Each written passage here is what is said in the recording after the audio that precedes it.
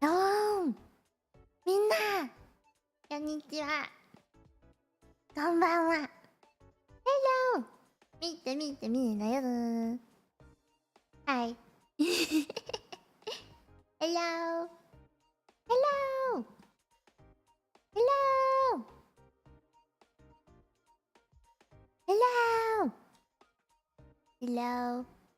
Hello, hello, hello, hello. Hello, hello, hello, hello, hello, hello, hello, hello, hello. Hi. Hi. I just had a lot of sugar. Hi guys! Hello! How is you? Hello, konnichiwa. Konbanwa. You don't really say that in Chinese. Lei ho. Hi, Chichi. Hi, Hi, Haramadaki. Hi, Neshi. Hi, Chiruna. Opogi-chan. Hi. Hi, Vanilla. Hi, Blame. Hi, Andrew. Hello, hello. Hello. Hello. Hi, Sagarashi. Hi, Joka. Hi. Okay. You would say that in Mandarin, but not in Cantonese. You don't say that in Cantonese. That's weird as heck. In Mandarin, it'd be Wang, Chang, How. It's so strange. You can't say that in Cantonese. It's weird. It's really weird. I'm turning my volume up. I can't hear anything. Ooh, yes, I hear things. Wow. Hi, everybody. Hello. There is a good night. It's Zhou Tao. You say Zhou Tao when you say like when people are actually going to bed. You say Zhou Tao. But anyway, welcome to today's stream. It do be a educational type of stream today, which is weird. You're being taught by an anime girl. but I promise, I promise that I'll try and be useful, okay? The last time we did this, we went through a lot of things, okay? Like look. Okay. I pulled up the note that I didn't delete last time. Look at this. Look at this shit. You see all of this? We went through all of this last time. Look at me being educational and wow. But yeah, okay, we went through that last time, okay? It was intense. Like really intense. And then these are like some words that we talked about that were kind of similar to each other. Okay, see, look at me being organized. Yes, I prepared. But anyway, for those of you who have no idea what the heck is gonna happen today, I feel like it'd be a good idea to explain it a little bit. Cause usually when people do language streams, they go like one at a time. You know what I mean? Like if their first language is English, they use that to teach something else. But for me, we're just gonna go through as many as possible.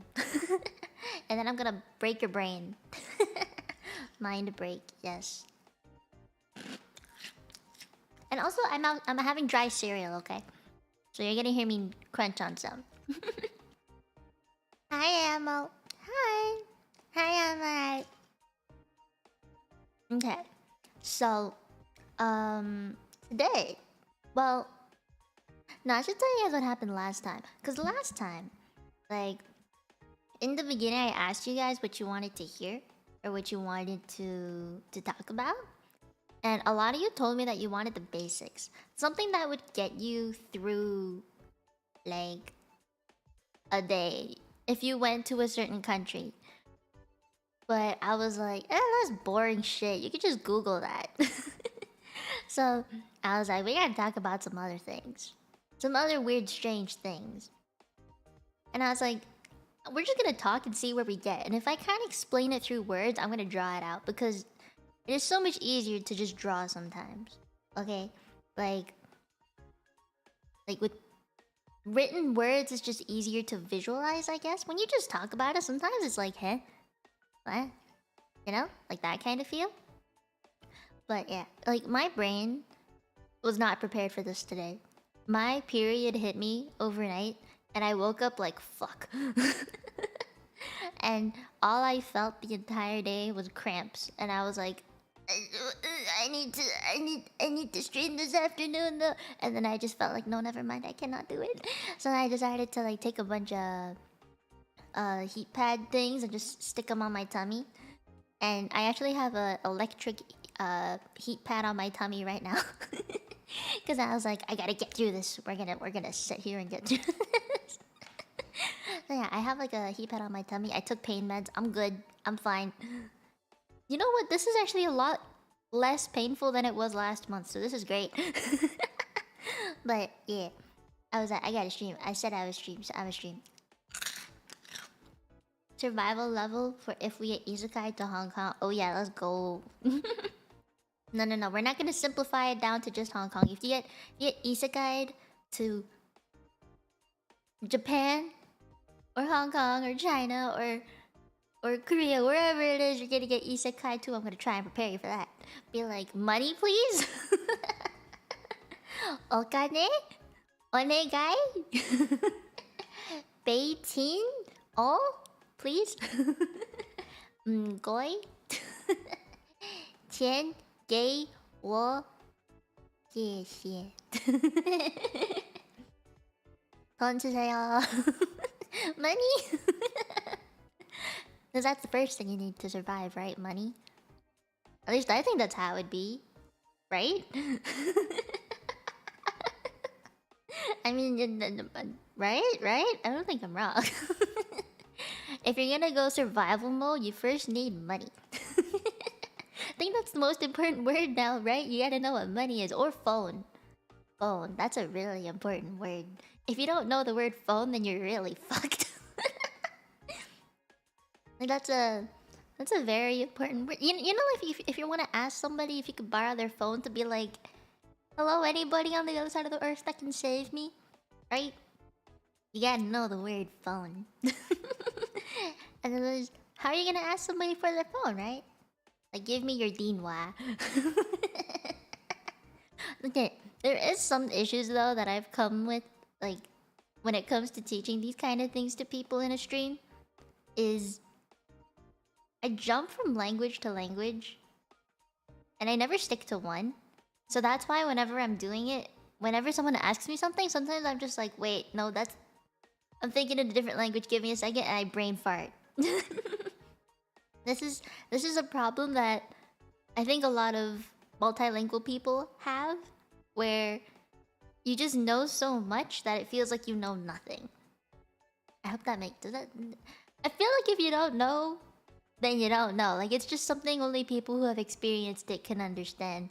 Like, you mix up the languages a lot. I know I do that often with Japanese and Korean. I mix up the two quite a bit. I'll speak in Japanese, but in my brain, for some reason, it's going in Korean, and it's like, wait a second.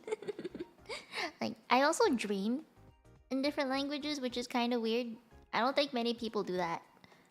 Unless you're, like, really into studying, and for some reason you're like, you know, like maybe you studied the language right before you went to bed.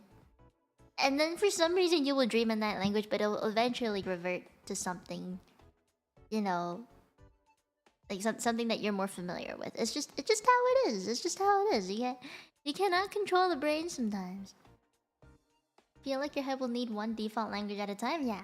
So my default is English. English default. And if we go in order... Hold on, I'm gonna write this out, because even I'm not really sure. Okay, I'm gonna take iPad out. Okay, and then I'm gonna crop it. Weep. Weep. There. I'm just gonna leave this up here if I ever really need it, and make it bigger when necessary. But yeah, for me, okay, the order I think it'd be... Okay, well, English is easiest, right? Why is that so thin? better. Okay, English is easiest for me. And then probably... Hold on. Can I zoom in on this?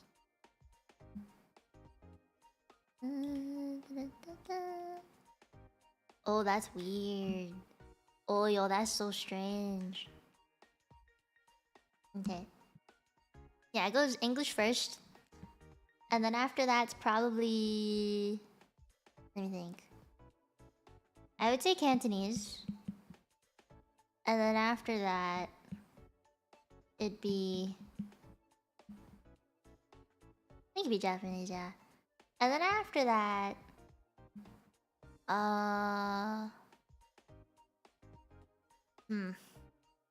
This is tough. This is tough. I would say maybe lately more Korean. Honestly, I haven't spoken much Mandarin lately, so I would say it's Korean. And then yeah, Mandarin is last. At least that's how I would put it.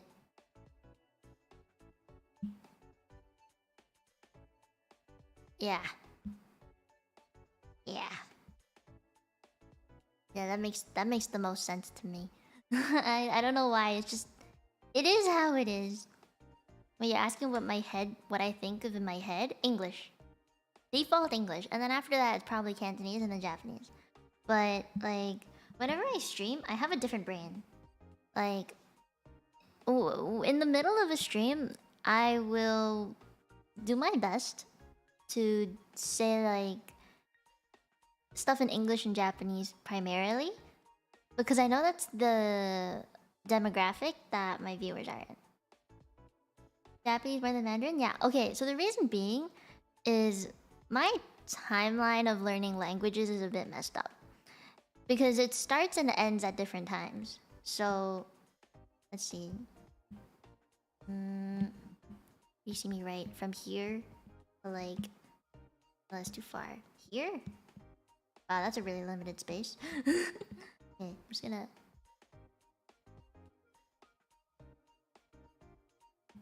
Okay, so I'd say English is like my whole life, right? So I'm gonna... From like birth to like now, present day. Let me... This is like a timeline, okay? We're gonna make a timeline of my language learning phase. Like this. Okay? English... I'm gonna... Yeah, let's do it color-coded because I'm feeling fancy. English goes until now. For sure. Right? And then... No, like... Jongwon. That's probably like the first few years of my life. Like, no more than that, really. I learned it for, I would say maybe, considering how old I am now, like, not this much. And then... I would say maybe like from here? Yeah, that's about right. And then...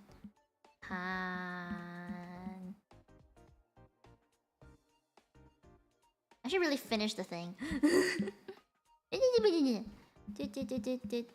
Wait.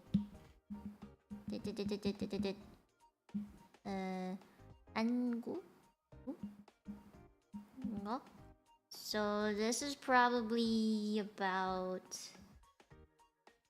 I'd say here. Yeah. Does that make sense? Like, this is how long I've learned each language. I hope this makes sense. Change that to green. This is the duration that I've learned each and every language. As of now. I haven't learned... Like, this is why my brain just works weird. Like, I have a foundation of Chinese a lot, but this is... It's just weird, okay? My brain weird. Although Cantonese is even weirder because when I look at this, I'm thinking of what I know how to read, write, and speak. Okay? And Like, I don't think I learned how to speak Cantonese until I was... I mean, I've listened to it my whole life, but I never felt comfortable speaking it. Despite living in Hong Kong, I never felt comfortable speaking it. So I could understand, could never read it though. Like, it was just my family speaking to me in Cantonese. And so, okay, let me think. Should I make Cantonese like its own? I think I should. I think I should make it its own thing. Would that be easier for you guys if I did that? Hold on. Me. What color should I make it? Make it like a dark blue? I'm gonna put this down here. Okay, how do I write this again? Pretty sure it's like this. This. This is like a really complicated word for me to write. Like, I don't really remember it that well. And it's also really weird to write on an iPad, okay? Weep, weep, weep, weep, weep. No, I'm writing too many lines. Like this. And then... yeah. Hua. Hua, hua, hua. Yeah, okay. Speak goes all the way over here. But I've never known how to write or read. My parents never taught me how to write or read in Cantonese. So I have to put that as its like own thing. I haven't like been able to read it properly. Every time I see a Chinese character, I think in Mandarin because that is how I was taught as a kid. In school, I learned Mandarin and I learned it like educationally, you know, like the whole grammar shit and pinyin and the alphabet, A-E-I-O-U stuff, like I-O-E-O thing, like that is why my Chinese is so weird. In that I can read Mandarin, but I cannot speak it very well. While with Cantonese, I can speak it very well, but not read. Like, most people would think that knowing Chinese, like knowing Mandarin would help with the Cantonese, or knowing Cantonese would help with the Mandarin, but no, for me, it makes it more confusing. But that's just my brain. I don't think that's the case for everybody. So, because I learned Mandarin in school, I memorize, like, how to write and how to read certain words. But I learned it all in simplified form. The biggest difference with Mandarin and Cantonese is that Cantonese has no simplified form. Everything in Cantonese is in traditional form. There is no such thing as a simplified version of Cantonese when you write it. And honestly, when you write in Cantonese, it doesn't really make sense if you were to read it in Mandarin. The grammar is different, the words you use are different, the slang is different. Like, it's just...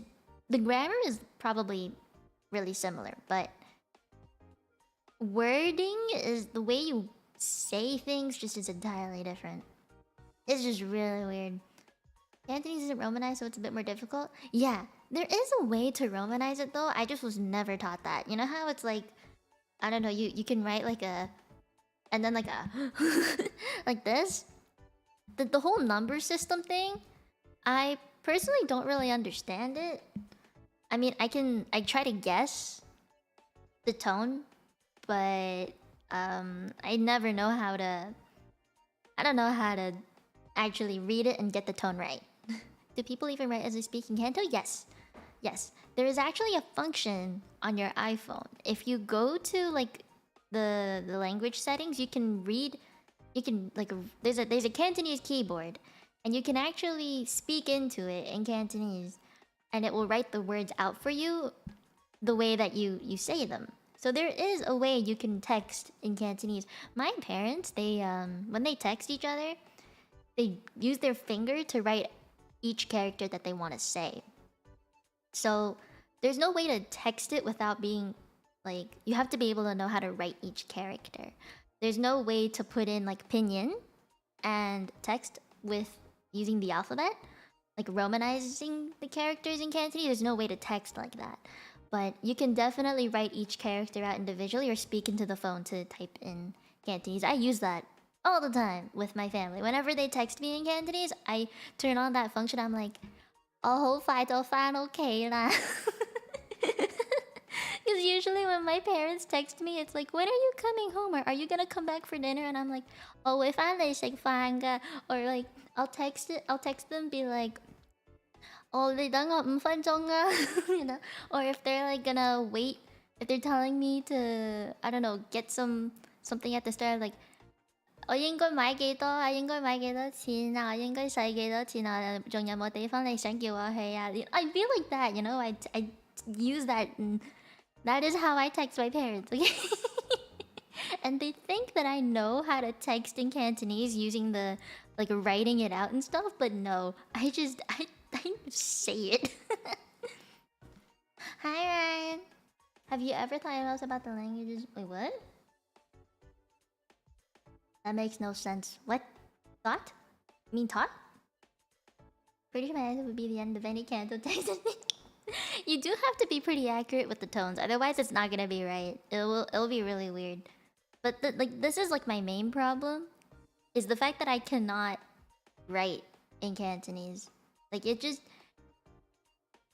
low-key made me kind of sad, to be honest. Like growing up, with everyone around me in Hong Kong being able to speak Cantonese, honestly, I'm gonna hold on.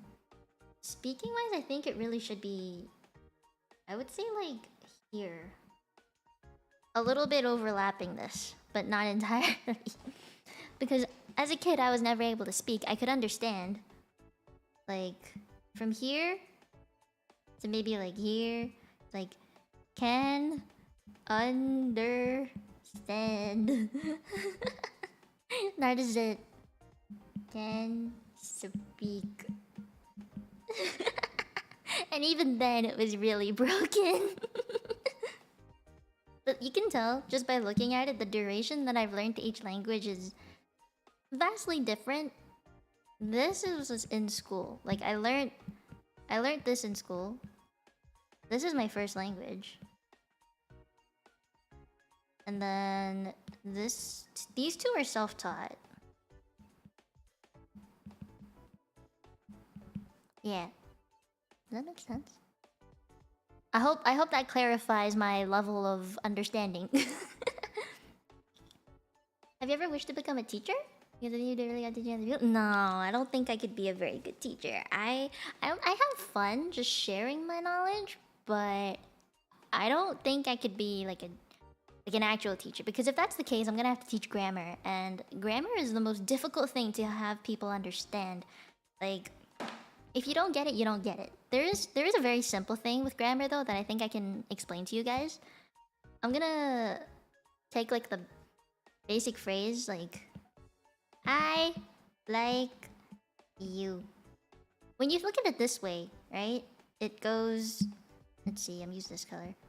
Subject, verb, and then object, which is a really weird way to put it, but let's say the person that I'm telling this to is an object, okay? That is how you would do it. But if you did this in let's say there's like, say in Japanese, okay? You'd be like, watashi wa is this how you write kimi? I think that's how you write kimi. Ga suki desu. If you break this down, because this is really obvious how you would break it down, right? Like that. But here, it'd be, okay, wait.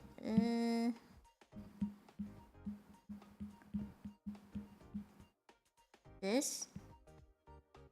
And then verb. So it's flipped. This is probably the hardest thing you're gonna have to teach somebody. It is not easy. It is very, very difficult to have some, like, if you know English, learning an Asian language is gonna be difficult because of this difference. This one simple difference between the verb and the object already makes the language twice as difficult. Have you ever lost fluency in any of the languages you've learned? Mandarin, for sure. If I can understand Mandarin, but I used to be so good at speaking it too as a kid. I was so fluent. I could comfortably speak to people in Mandarin. I could read comfortably in Mandarin, like signs, locations, menus. I could read and speak everything. Didn't need any help from anybody because that is how great I did. but then I moved to Canada. and I started to get much better at Cantonese. So, the Mandarin thing just kind of went kaput. Can you use SVO ordering? Yeah, it does. It's similar to... I would say it's similar to English in that regard, but that's for like the most basic things. If you're speaking in Korean and Japanese, it's the SOV. It's an SOV order, which makes it much more difficult. But there are times where I feel like there's exceptions, and I think that's the case for every language. There's gonna be an exception. I really can't just be very passionate on teaching others a language just to show how ridiculous it is. I mean, it's not entirely ridiculous. I think it's a very smart language sometimes. Like, I wouldn't say, I would say there's swear words in Cantonese that is very smart. There is a very smart system with Cantonese swear words. I think they're very creative. Like, especially the I'm gonna strangle your lungs. That one's fun. That one's interesting. Or the word fuck you, but then to emphasize the fuck you, you add the word dick in between there for some reason. And then there's also 3 different ways you can say the word dick in Cantonese, and each one emphasizes fuck you in a different way. I think that is genius. You know nothing about Korean?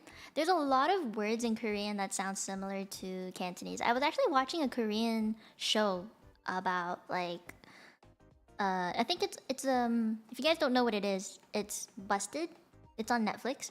And I was watching it with my dad, and he happened to understand some words, which was really interesting because there was a math problem. It was part of an escape room, and the people were going like, "Oh, it's math, because they just found out that there were numbers and stuff that they had to use. And the way you say math in Korean is suhak. How do I write this again? Suhak. It's like that. And the way it sounds is really similar. Like if you think about it, suhak. And then I guess in Cantonese, if you were to say it, it's sohak. So it's like so Hulk. And my dad was somehow able to pick that up. So he was like, that sounds cool. There's also something called a password. The word password. The way you say it is secret number. That's how it is in Korean. It's 비밀 번호. So 비밀 is secret, 번호 is number. If you say it in Cantonese, it's 베이마 호마. So 베이마 is something that sounds similar to 비밀, apparently. And my dad, I don't know how, but he managed to pick that up. There's also numbers, like the numbering systems. I think I had a thing on it. Give me un momento. Let me find it. Is it in this one? I think it is in this one. Hold on. Yeah, here. These are like all the numbers you could possibly need. Yeah, this is. I think it's just from 1 down to 9, but there's actually 10 down here, but it'd be cut off. But yeah, this is like the number thing, and there are things you can see that are really similar. I think the one thing that really confused me though is that 1 in Mandarin is basically 2 in Cantonese. And I always mixed up like, wait, yeah, yi. Yi is the same. That is one of the most confusing things for me. At least when I was growing up, and my family were talking about like numbers, I'm like, huh? But there's I don't know. There's just the number 10 is pretty similar from Mandarin and Korean. Like this has a P.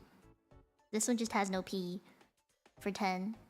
And then the number 8 in Korean is par, and then is ba and ba. So they're all like plosive sounds. Plosive sounds, yeah. And then ta chi chi. They all have like the ch kind of sound to it. The number 7. Because ta chi chi chi chi. They all have like the ch sound. I think that makes it pretty easy. The number 5 is also kind of like an like a lot of sounds, or like just lower tone sounds. Like in Cantonese it's and then it's like go. It's a lot of lower tones. I think there's just a lot of similarities in that sense. Mandarin and Japanese for the number 3 are exactly the same. Oh, with Korean too. Wait, no. Yeah. Wait, what? No, these two are the same. And then Cantonese and Korean are exactly the same when you pronounce it. Sam, yeah, Sam, Sam. They're both Sams. And then in Mandarin and Japanese, they're both Sans. 1, 2, 3. 1, 2, 3. They're both Sans. But yeah, that's like the similarity thing. Oh, the same with cats and dogs, apparently. Wow. Wow, look at me! Being smart. Look, I drew stuff. By the way, this is how you write my name. Just FYI. I even wrote the stroke order for you because I'm that extra, okay? Yeah. See, I went through a lot of things last time. But this is like... Let's just zoom in on this. So you guys can understand my level of comprehension. Sunny, thank you. Thank you. I was being organized, okay? I'm a good teacher. I get excited catching similar sounding onyami. I get that. I get that. There's just like a lot of what do you call it? There's just a lot of similarities. It's between the Asian languages, I feel. Obviously with English there's hardly anything that's similar. PDF of the notes? I mean, if you want, yeah, sure, I don't mind. I shared them last time, I think. See, I'm organized. For the sake of the stream, okay? I'm a good teacher. Like, I don't know. There's things I like. There's just things I like. Oh, did I write it wrong? Whoops. I feel like, no, the thing is, I think in Japanese and what was it? No, there was a language that had a similar writing between the two. I don't remember what it was. A test? No. No test. No test. I didn't test anybody. Although, like, I think it would be funny to see if you guys knew. I think it'd be nice. But the thing that blew people's minds last time was how not every kanji in Japanese would exist in Chinese. That is something that people... The first time I did a language stream, they were like, what? They're not exactly the same? They sound different? Like, let's see. Where can I go? Oh, here. Like, this word, this character, I should say. In Japanese, it can be nichi. It can be ka. Pretty sure it can be ka. It can be he. But in Mandarin, it can only mean ver. That's all it can be. That is like the biggest thing that caught me off guard when it came to kanji, is that one can mean so many different things. Like, or how, like, alone. This is ima, which means now. This means day, by the way. I don't know if you guys knew that, but this is ima. But when you put this with this, It makes kyo. This means now, and this means today. Isn't that weird? That is probably the one thing that caught me off guard. Figure things would diverge after a number of years, decades, centuries. Yeah. You know you're not that late. No, don't worry about it. You're gonna learn Cantonese? Ooh! Good luck. I wish you luck. How many ways are there to count in Japanese? I'd say 2. I'd say 2. Yeah. There's like regular counting numbers like 1, 2, 3, and then there's the hitatsu, futatsu, mitsu, yatsu, which is when you're counting numbers of I'd say people, items, or like when you're trying to, it's like pairs, triplets, quadruplets. That's basically what you're counting. At least that's how I feel. Or when you're saying there's like you're going to a restaurant and you want to be like table for 2, you'd be like futatsu ni. Or like, you know, if you're alone, you'd be like hitari. Hitatsu, you know? That's how you would do it. I think that's the good thing about Cantonese and Mandarin. There's really only one way to count. Although there is one thing I do not like. It's the abbreviation. Because in Cantonese, when you talk about the days, not the days, the numbering stuff, officially it should be 2. Like if you get to the 20s, it really should be 2, 10, and then a singular number, like a unit, you know? Like 2, 10, and then 1, or 2, 10, 2, 2, 10, 3, 2, 10, 4. That's basically 21, 22, 23, 24. But like when you say it out loud, if you want to sound like a real Cantonese speaker, you'd be like, you would shorten the 2 and the 10 to one word and be like, yeah. It'd be like, yeah, sound instead of yisab, which I'm like, what the fuck? Why? And then the same goes for like the 30s. You go like, it's supposed to be 3, 10, 1, 3, 10, 2, 3, 10, 3, and then it goes like that up until you get to like the hundreds and then just keep going. It doesn't change. But for some reason, you go sa, yi, sa. I'm like, sa? Sa? Instead of sam sup, it's sa? And then when you go to the 40s, you don't really, I personally still say sup something because it's just easier. Instead of going like say I, I'm like say a what? say I. I'd be like say sup. This is like a slang thing. If you wrote ya yi ya sam ya say on like a essay, like you were writing an official essay and you wrote ya something or sa something or say ya something, you would pretty much lose marks for that because it's not proper counting, which is weird. I'm like, if so many people do it, why is it not official? Oh, good night, Joker. See, that's like the one thing I hate. It's supposed to be this, or like. Also, don't judge me. I'm left-handed, so I write this way. Okay. The rule is supposed to be always right to the right, but I'm lefty. Yeah, that's how you're supposed to do it. But no, it's this freaking thing instead. Like this, it becomes this. That's the weirdest shit. I hate that. Can already feel like biting my tongue if I try to say that. Yeah, it's like a practiced thing. I feel like when I do it, my mouth just feels weird. Especially because when my parents, like growing up, my parents tried their best to speak in quote unquote proper Cantonese around me. But like there were times my dad would slip in the slurs and stuff. And it's just brain. I think my favorite one is still the fuck you. That one's the best one.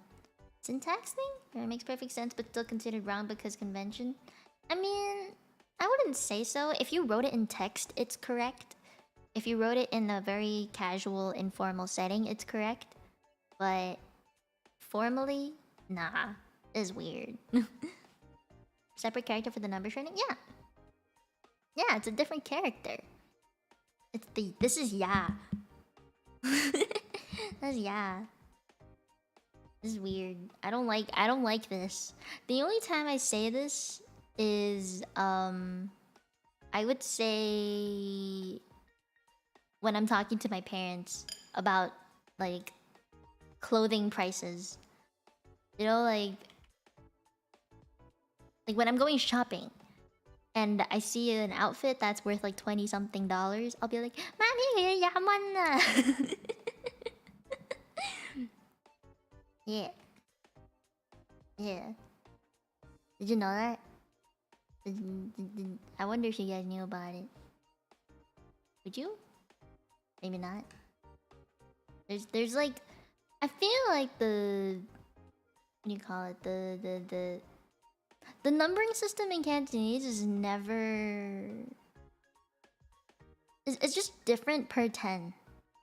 Because if you were to do it within the 20, not the like the 60s or something, I feel like I don't really hear that look gay. You know, it'd be like, I would say looks up gay instead, which would be like the short form, be like around 60, or like, you know, I just don't say the yeah. I think it just might be the way my parents brought me up though. They don't want me to. They didn't want me to learn the bad things. You know, they didn't want me to know about the what do you call it? They didn't want me to know slang. They didn't want me to pick up the most, what do you call it, like bad words, I suppose. Like, if there was one thing they didn't want me to learn, it was that. Yeah. You've only heard for 20s and 30s? Yeah. It's not common that people will use it for anything else, to be fully honest. There's also like, okay, you know how you're talking about the bank thing? I remember my mom talked about how if you were to write a number in, like on a check, you don't, like, and it wasn't 1, 2, or 3. Like, you wouldn't write it like that. It had to be written like, you know, like that, like the official Chinese character. If you look at it like this, the word for 1 is literally just a horizontal line. The word for 10 is like this. So if you wrote a check and you meant to write the number 1, someone could easily do this and turn it into a 10, which would be very bad, right? So there's actually a very complicated way to write the numbers 1 to 10, and it is the most annoying thing ever. Like, imagine to write the number 3. I think it was like this, and then this, and then the official 3 on the bottom. This is how you would write the number 3. Like, isn't it? and I think I remember my mom. She taught me how to write the number 1 ages ago, but I don't really know if I remember. I know it has like a dao on the bottom, like something that looks like a long at the top, and then like a dao at the bottom. It looks something like this. This is like how you would write the number. I think this is number 3. The other was number 1. It was like this. Ugh. Oh yeah, that's how. My God, that is like the most complicated character to write. I would hate to write that on a regular basis. Hell nah. No, thank you. I would hate it so much. Sometimes you skip the 10. The sa. Sam. When counting more than 30, you mean like say? No, I still say the say something. Oh my God, you actually wrote out all the numbers. Yeah, those. This easiest one to write out of all of them is the number 5. Like, This is compared to all the other ones. Number 5 is the easiest. Like looking at them like on the chat. My god, that looks intimidating. Number 5 has to be the easiest. I cannot think of a number that's easier than that in the most simplified form. Oh, no. When you do multiplications, that's what you would say. That's different. That's entirely different, dude. What? No. I think that's like when you're doing math, I think a lot of Asian languages do this, not just Cantonese. But you basically say first number times second number equals your result, right? So when I was learning math growing up, my parents were trying to teach me. They would always like say, for example, like the 2 times tables. They'd be like, "not yet, 1、2、2、3、4、5。" You know, they always go like that. It's basically just saying like 2, 2, 1, 2, 2, 2, 4, 2, 3, 6, 2, 4, 8. And they would just keep going like that. Instead of saying 2 times whatever is this, you know, it's just easier and faster. But if you do it in Japanese, it's the same. Like it has the same meaning. Like you would basically do it the same way. But only for multiplication. You don't say that for division or adding or subtracting. It doesn't really work. I don't know why. Maybe it's because more people multiply. Like it's just faster and easier to multiply, maybe? Yeah. Yeah. Maybe that's why. Yeah. I don't know. That's actually something I'm not entirely sure about. And that 7 is a swearing for some reason? Yeah, it is. Did you not know that? Okay. We should go to the fuck you example, okay? When you say "diurei," that means fuck you, right? There are 3 ways to say the word dick. There's go, tut, and I forgot the third one. I think is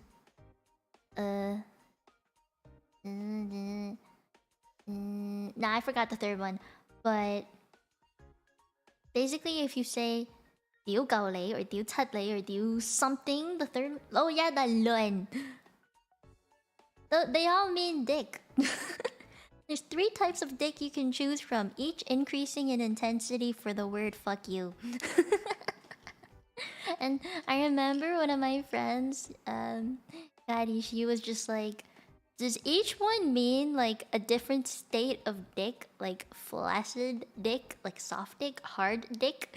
And I was like, I mean, maybe? I don't know. But yeah. That's what she told me. Hi, Fleur. Wow, you came in at an opportune time. I'm not gonna write that out. Note taking. Man, I really should have a note taking emote. But I'm serious. That's how it is with Cantonese swear words. I don't know what I came into. I'm just teaching the complexities of the Cantonese language. I promise it is very educational, right guys? Yeah. We gotta convince everybody who's coming into chat that this is a very educational and very mature conversation that is happening. We can be very convincing around here, I swear. Yeah, just trust. Trust the process. Trust. Yeah, very educational. I promise. Promise. Yeah, trust. Yeah. Mature conversation. Yeah. See, chat agrees. Chat agrees that we're having a very mature, responsible conversation. Yeah. But I don't know, when I look at it like this, I think I can definitely understand why my Chinese foundation is just, it's much better.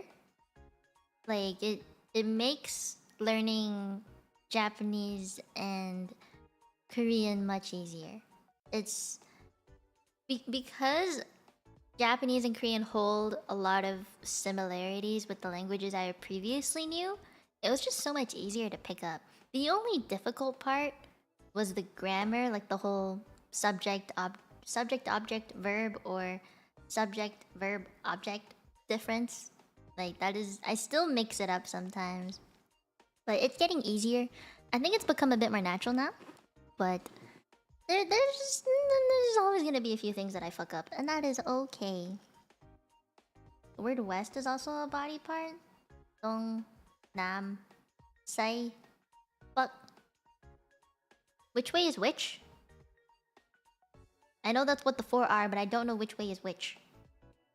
Dong is Dong south? Or is that sai? I'm just gonna Google it. North, south, east, west. Oh, I know it goes east. Oh man, I forgot the order. Doesn't it start from the east? From what I know, I think it starts from the east, right? That's it. Starts from the east, right? Dong. Oh, Dong is north? Nam is south, right? I swear Nam is south. I swear it's south. Dong is east? Also, it starts with the east. Where? North. North in Chinese is Buk. Buk. Dong. Nam. Sai. Buk. North. South. Dong. Nam. Wait. It goes east, south, Dong, Nam, Sai. West in Chinese? Was west. Sai. Also, it goes east, south, west, north. Dong, Nam, Sai, Bắc. Why does it start from the east? What? Why do you start from the east? Why do you not start from the north? Why do you start that way? Why? That is so strange. Hold on, I'm gonna write this down. Okay, wait. Dong is east, right? Hold on, where's the thing? Okay, I'm just gonna erase this. Hold on. You're telling me... Okay, this is north. This is south. Hold on. More centered. North, south, east, west. Correct? So this one is... How do I even write Buck again? Like this? Pretty sure it's like this, right? Dong, dong. This is Buck. This is Buck. And then this is...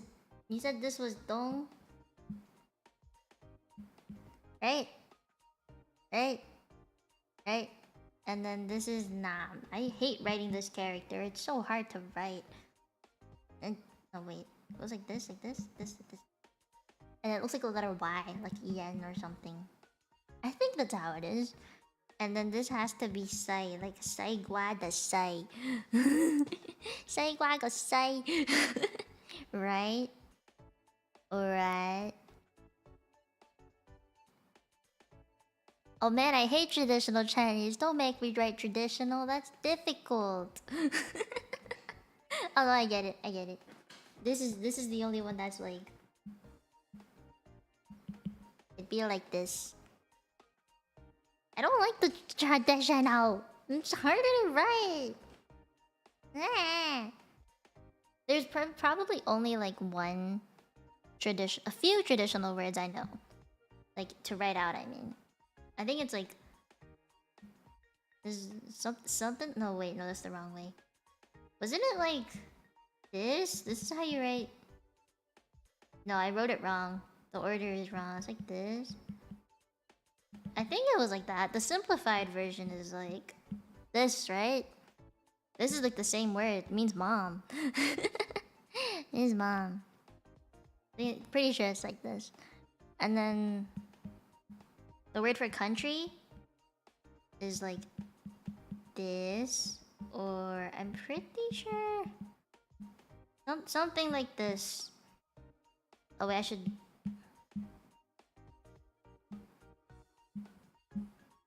There.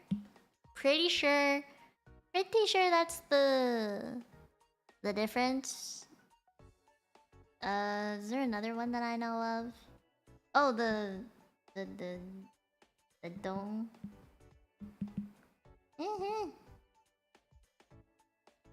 I'm writing it so badly, but that's okay. And then the number 5, which I find so funny that just that one thing can make it be considered traditional form. What else? Guai? Like a wu guai? Is it funny? I don't know. I forgot how to write it. I know what it is. I forgot how to write it though. Don't expect me to know how to write it. My brain is very limited in knowledge right now. Yeah, this is like the only few that I remember, honestly. I don't remember much. Or is this totally mirrored? Yeah. It is mirrored. I mean, I obviously have really horrible writing, but if I had to... My grandpa, he taught me Chinese calligraphy. So, like... Still. I remember he taught me how to write properly. Quote-unquote properly. You just write as messy as possible. You don't lift off the pen, basically. You don't lift up the pen. That is how you write dong, basically. I don't know, is there another word that I could write? If I had to write today, I think that's how I would write it. Yeah. The east looks cool. Does it? Pen didn't. This is neater than it's supposed to be, honestly. That is how you would write it. It's weird to write it so tiny. I'm used to writing it huge. Can you imagine that's a dong? Yeah, I'm serious. That is how you would write stuff. Like, I don't know. It's just my grandpa taught me. It was ages ago. You know, like during Chinese New Year, you have this thing, and then you have to write the. Hold on. Oh, that looks good. No, I wrote it really weird. There, I wrote it neater. Are you happy? No, the thing is, like, I see these all the time on Chinese New Year, and you have to rotate it upside down when you put it on a door. Otherwise, it's bad luck. By the way, it means full. It's supposed to be for good luck and stuff. It's calligraphy, yeah. Yeah. My grandpa taught me growing up. I can have very fancy handwriting if I really wanted to, but I'm trying to write neat. That way you guys can read it. This is me trying. I'm trying. Tis difficult. Okay. Wow, this looks so messy. Compared to how I did it the first time, like, damn. Why is it... Kawaii. I love using this word for examples. Like, it's so nice. Now? Lose handwriting ability. You know what? I would have said that years ago, honestly. But when I think about it, there's so many people in Hong Kong that went to public schools. They would definitely know how to write. Like, I think people only say that if they've grown up in a very westernized household and the knowledge is limited. The knowledge that gets passed on is limited. I feel like that's the only reason why I would agree. But so many people in Hong Kong who went to public schools, like, they know how to read and write in Chinese, in Cantonese. Like, officially, I mean. You can write officially in Cantonese too, but it just sounds really weird. But, like, yeah, I'm just saying. Just saying, it is possible. Why is it they flipped the good luck signs? Okay. Story time! I actually know the history to this. Perks of living in Hong Kong for a while, and you see it everywhere for like a long time. So you want to keep the good luck, right? The whole point of the whole point of this thing, when you put it on the door, is to give the house good luck. And we know what it says, right? But people in the olden days thought that the ghosts that came on at a certain time of year or whatever, they would see it and they would know that house is full of good luck or good fortune. So they would purposefully go into that house because they could read the word. But if you put it upside down, ghosts could not read it. That is why if you put it upside down, you basically get to keep your good luck for the year, or you have good fortune for the year until you replace it, I guess. But yeah, if you put it the right way up, it means that you're pretty much. It's like a ambulance signal to ghosts around you who want to take all your good fortune. Like, yes, we have good luck and good fortune and wealth in this house. You are free to take it. That is like what you're basically saying if you put it the right way around. If you put it upside down, it's like, we're gonna keep it. Feng shui thing? Kinda. Yeah. You know, there's some really interesting feng shui things, and I think you'll explain a lot about my bedroom. I think you guys have seen my bedroom, right? If you're a member, you would have seen my bedroom by now. But let's just draw a square. No, why did a circle? Draw a square. Okay. There. Square. We has a square. This is my bedroom, okay? We're gonna imagine this is my bedroom. Okay? And the window is here. And then the bathroom is like the bathroom door. It's like over here. My walk-in closet is here. I have another closet here. This is like a walk-in closet. Walk-in closet. This is the toilet. Is toilet. This one is just a regular closet. Okay? And then this is my bed. Come on. Bed. My vanity table. And then I have like a bedside table here, which is really small. And then I have 2 couches and like another tiny table here. Okay? This is basically my bedroom. And you are not allowed to have a mirror facing the bed. So originally, I wanted to have my vanity table, like, I wanted this. No, that you can't really see that. This, I actually wanted, like, in between, like, here. That's where I wanted it. But the problem with that is the mirror faces directly to the bed. So, like, I think I drew this kind of out of proportion, but this is actually more like over here.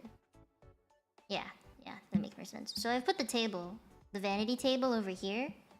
The mirror would face the bed, and that is bad feng shui. You know what that means? It means that ghost can appear in mirror and stare at me as I sleep. Apparently that is bad. I honestly did not give a shit, but my parents did, so I was like, okay, fine, I'll put it there instead. Or the other idea was that the vanity table would be over here, and the mirror would be facing me like this, and my parents were like, hell nah. So I was like, fine.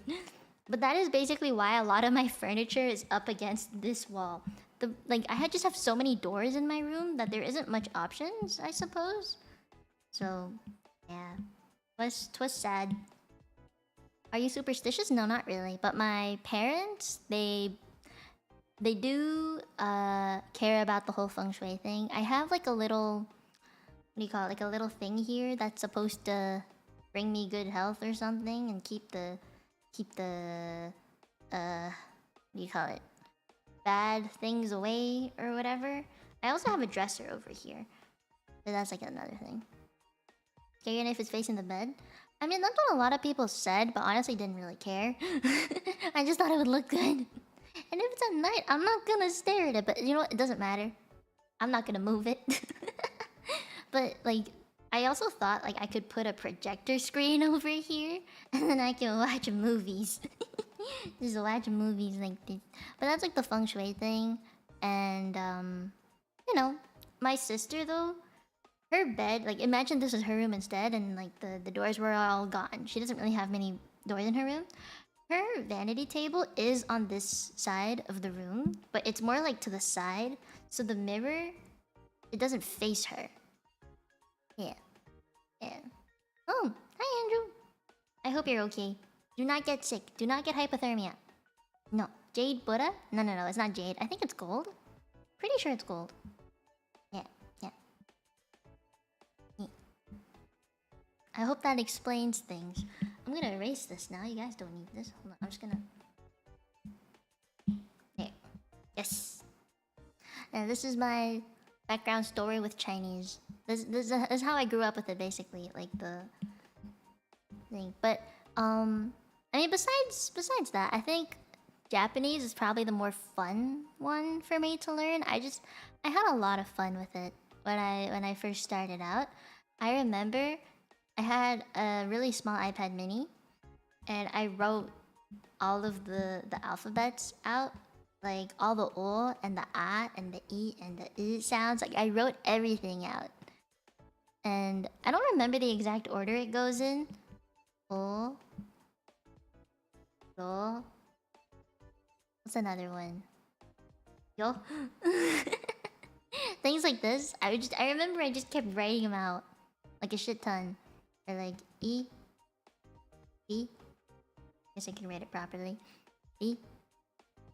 Like this. Or like E. No, that's a different one. It's C. I think it's C. No, C's over here. Yeah. Yeah.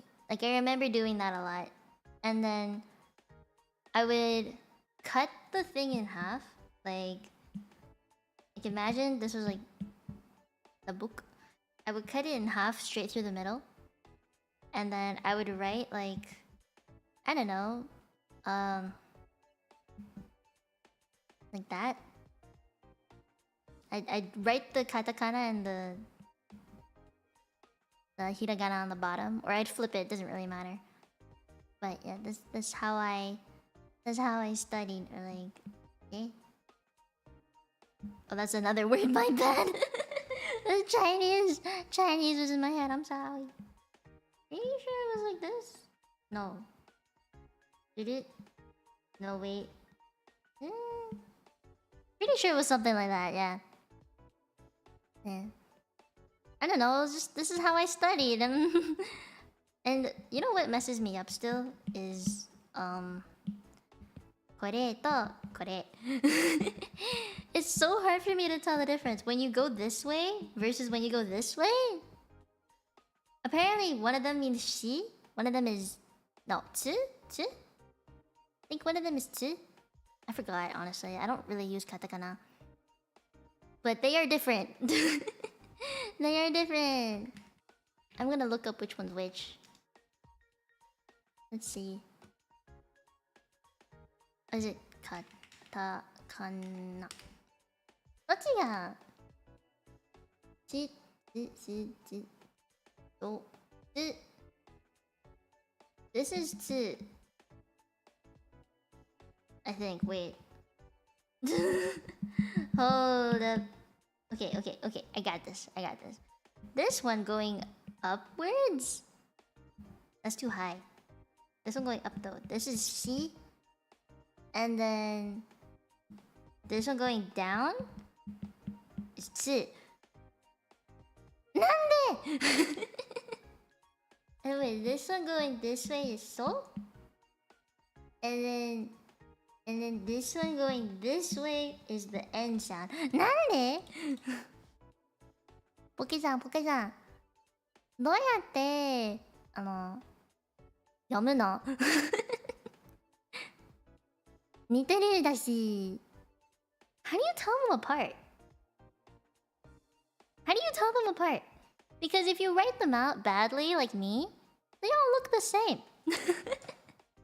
同じでしょ It looks exactly the same to me. どうやって読むの My stroke order hasn't run the whole time. This is why it's important. I feel like if you wrote it with a different pen, like, look, if you wrote it like this. No, let me make it thinner. No, make it fatter. Let's see what happens if I make it fatter. Put it. Wait. You can say it's thicker on the bottom. And then if I did it this way, I think you can tell. It's like thinner at the bottom. You can tell the direction. I like this one.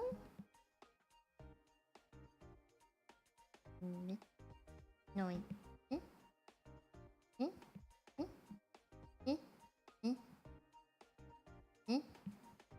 I think with a different pen, you can tell.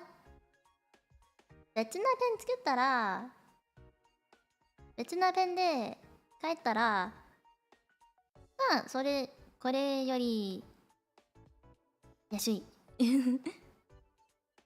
左上のペンの角度、こんなのか。I feel like if you wrote with a pen like mine that I used earlier, you wouldn't be able to tell.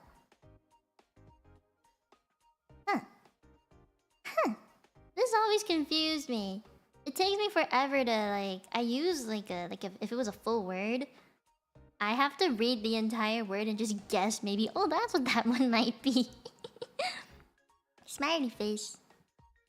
笑うの顔。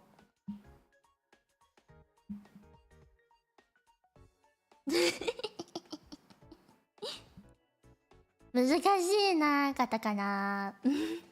Angle of the dot in the upper left corner is different. Angle? Ah! ちょっと待って。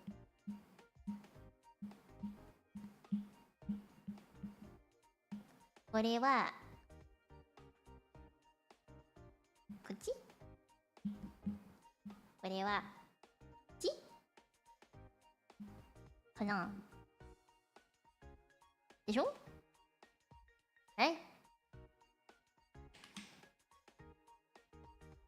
当たり前かな。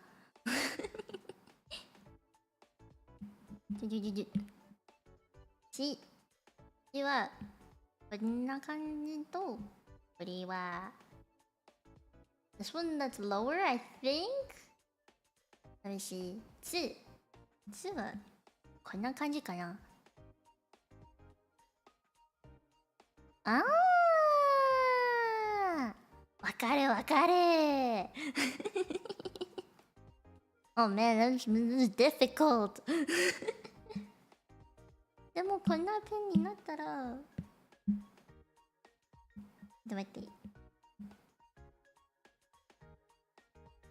You have to write so neatly to understand this properly. What the heck? こっち。これを like this? どうやってこれこんな感じかな。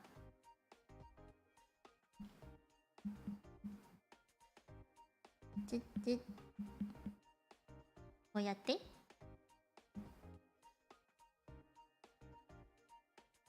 これ上。I think this one goes like this, right? This one goes like right? Am I right? 当たり前かな。難しい。できない。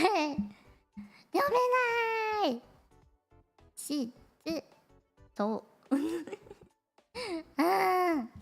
I'm gonna remember this. 覚えておけ。I have learned something today. ポキさん、ありがとう。正解。やった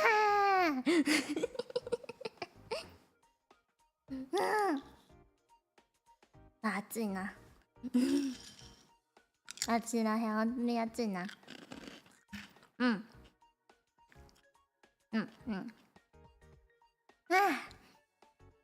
It's so hot in here. I'm sweaty. Hold on, I'm gonna turn off my heat pad. Maybe that's why. Yes. Wow. This is just something I hated studying. 難しい勉強や I like learning Japanese though, sometimes. When it's not stressful. Right? Right? いやいやいや、ポケさんは先生だ。私じゃない。うんうん。ちょっと待って。うん。腹減った。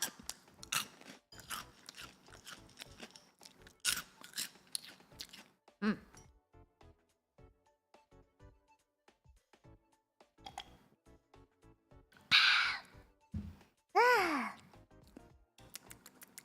I feel refreshed. I don't know. You guys, what else is there that I can talk about? Oh, no, that one. Crunch? You like the crunch? I know there's words I just cannot think of right now. I used to like be really good at just conjuring up a random Chinese word. I don't know, my brain isn't working right now. Overview of how you self-study Japanese. Ooh, that's a rough one. Let me think. And I'm gonna make this thing smaller for a second. Don't need that right now. If you want me to tell you my story, how I started studying Japanese, I feel like a lot of people are curious about it though, especially because as a VTuber, a lot of it originates from Japan. So, reading beat. 違うの. No. No. I think I should tell you the reason. I think there is a reason why I started learning Japanese. 私、日本語の勉強を始めたの理由は、アニメのためです。I wanted to learn Japanese because I was so into anime. And I wanted to be able to watch it comfortably. Like I didn't want to have to read the subtitles. 快適にアニメ見てほしいんだと思って、だから日本語を勉強始めた。その what do you call subtitles again? What's it called? 字幕嫌だった。だから日本語の勉強始めた。アニメのために。That is why I started. It is all from anime, but as a kid, I went to Japan a lot. 小さいの時ね、私多分5歳、6歳の時、私と私の家族と一緒に日本で生きた。いっぱいいっぱい。毎年生きた。私、多分、when did I go? 私、6歳、7歳、8歳、9歳。毎年、日本に来た。Yeah. 最後の、I think what was my last visit? I'm gonna look it. Oh my god. Thank you for the super chat. Hi. Thank you. Hold on, I need to Google this. I'm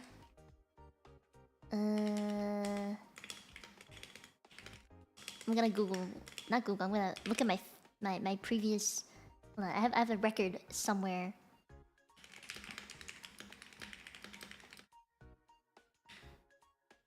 Is it here?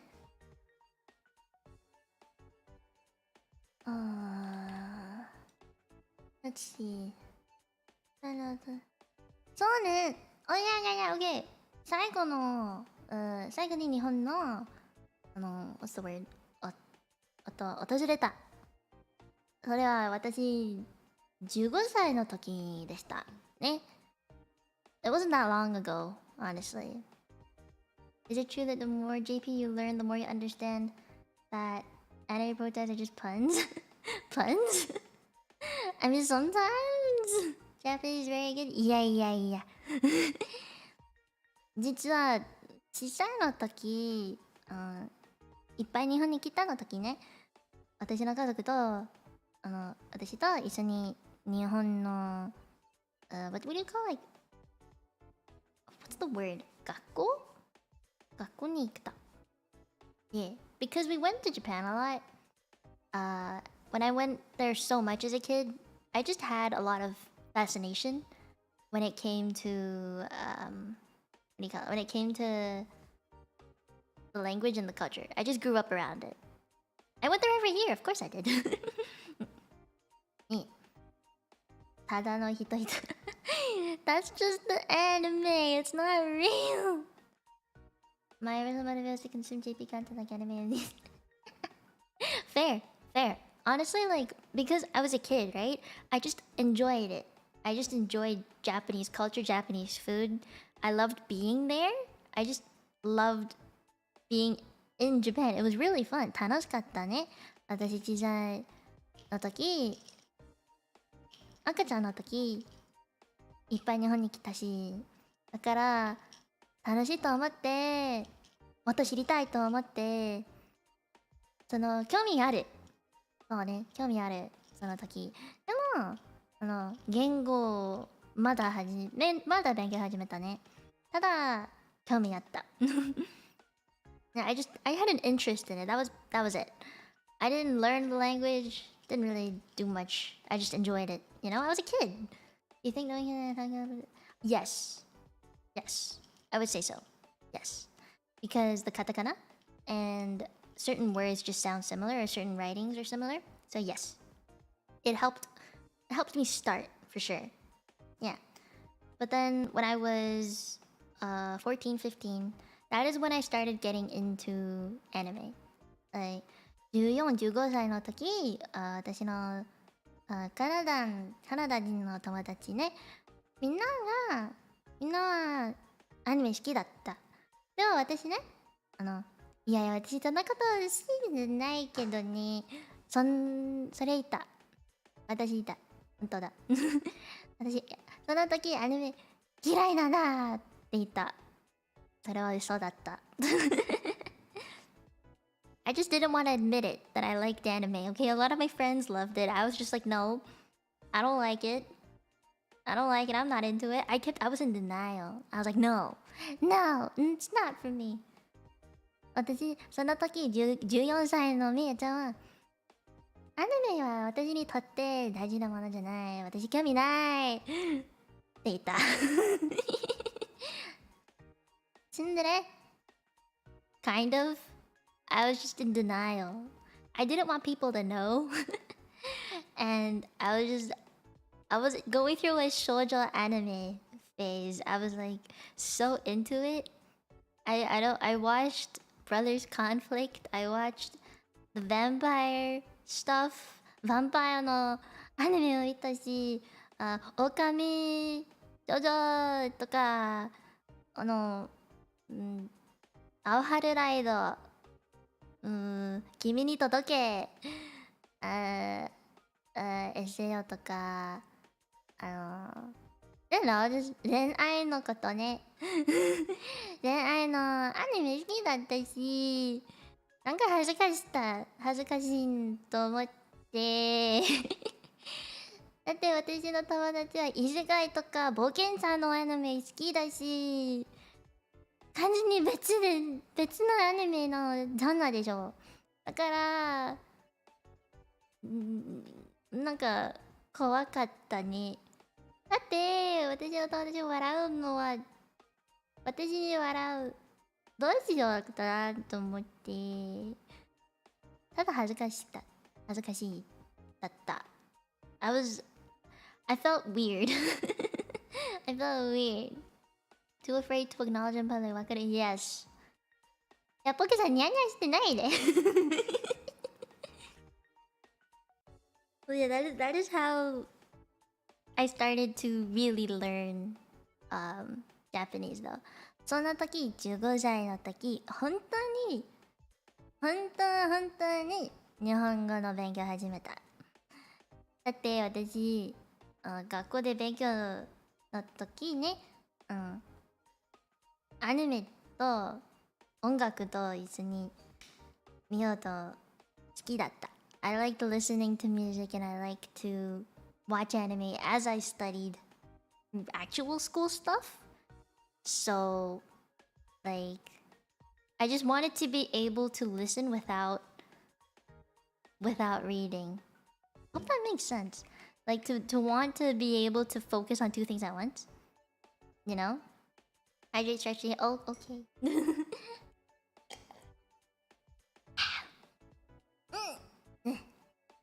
Yeah. So I wanted to be able to do both. 本当の学校の勉強とアニメ見る形でしようと思った。うまく読めない欲しいだった。So that way I could アニメ見て、でも本気で勉強、一緒に本気でお勉強するのため日本語を勉強し始めた。Yeah. Yeah. Does it make sense? I hope so. And then I stopped studying it when I was, I think, in my senior year. Yeah, senior year, that's when I stopped. 私、中学終わりの時、日本語の勉強、止まった。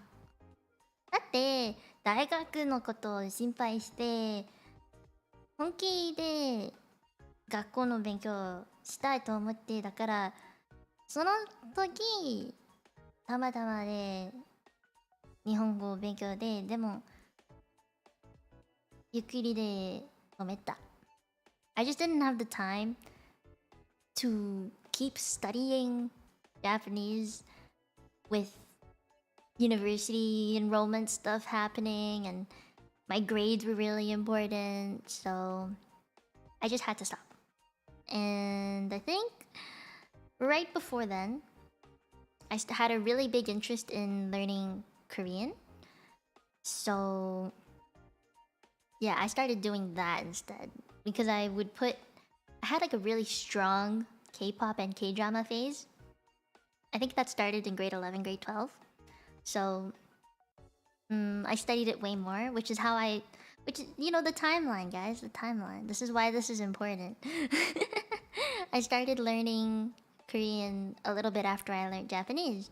So I would say yeah, right around before the end of senior year. 私、中学終わる前に韓国語を勉強始めた。だって、私の友達、急に韓国語のこといっぱい好きだし、踊ると、ダンスと、完全にアイドルのこと好きだってし、だから、私と私の友達一緒に、韓国語のことを勉強した。And then, I think closer to the end of university, that's when I started picking up Japanese again. Yeah. I think so. そう、大学終わる前に日本語をまた勉強始めた。So, it was consistent for about 2-3 years. And then I stopped for a really long time. And then I picked it up again. So, I only picked it up again around early last year. So, I remembered the basics, but trust me, I did not remember everything. I had to relearn a lot of things. Because before, I used to take it so seriously. Like, I had full-on notebooks, and I would list out certain verbs for me to memorize and the conjugations and stuff. But I just wasn't as good as I was before. When I was in grade 10, 11, that is when I had the most fluency. I was so fluent. I really could listen to an anime and not have to read the subtitles like entirely. I could listen to a whole entire episode without having to look up at the screen ever. So I also went on a lot of Japanese websites. And at the time, I don't think browsers were proficient enough to do like a translation thing. So I had to read those Japanese websites, like, just to get through it and stuff. And because Japanese websites come out with manga and anime much faster. So I would learn how to navigate it and read everything just to be able to watch anime faster. And to, I don't know, it just helped me learn in a way. But one more thing. You all know I like BL, right? A lot of BL manga doesn't get translated very early. The second it comes out, it doesn't get translated. What usually happens is they come out in bursts of like a bunch of translated chapters, and then it goes dead for a while, and then like a bunch of chapters come out again that are translated. That is what I've noticed with BL stuff. So I got really frustrated, and I was like, okay, it's time. So that also helped. I learned Japanese for BL too. BL 読むのために日本語を勉強。本気で勉強しました。BL のために。だって漫画読めたし、読めるが好きなので、だから私も毎日読めないなら寝れないの。Stop nya face at me. Stop. Good drive for learning, yeah. BL 好き。本当に好きだよ。笑わないでね。そのビジュアルのために、私大学は終わる前に、卒業の前に、ビジュアル本当に大好きだったし、だから、漢字を読める。ビジュアルのために漢字を勉強した。わかる？ BL のために。そう。BL のために。そう。Who are my favorite BL ships? There's a lot, dude. You know all the... Oh, wait, no. I do have... Can you guess? Can you guess? I think it's pretty obvious, though. If you've heard me talk about BL before, I think it's pretty obvious. It's has an anime adaptation, if that helps. Is that? I hope it's not. I don't know. I just like it. Okay? You can't blame me. Can't blame me. Right? Okay. HC? What? What does that mean? I don't know your list yet. Okay. All the Junjo stuff.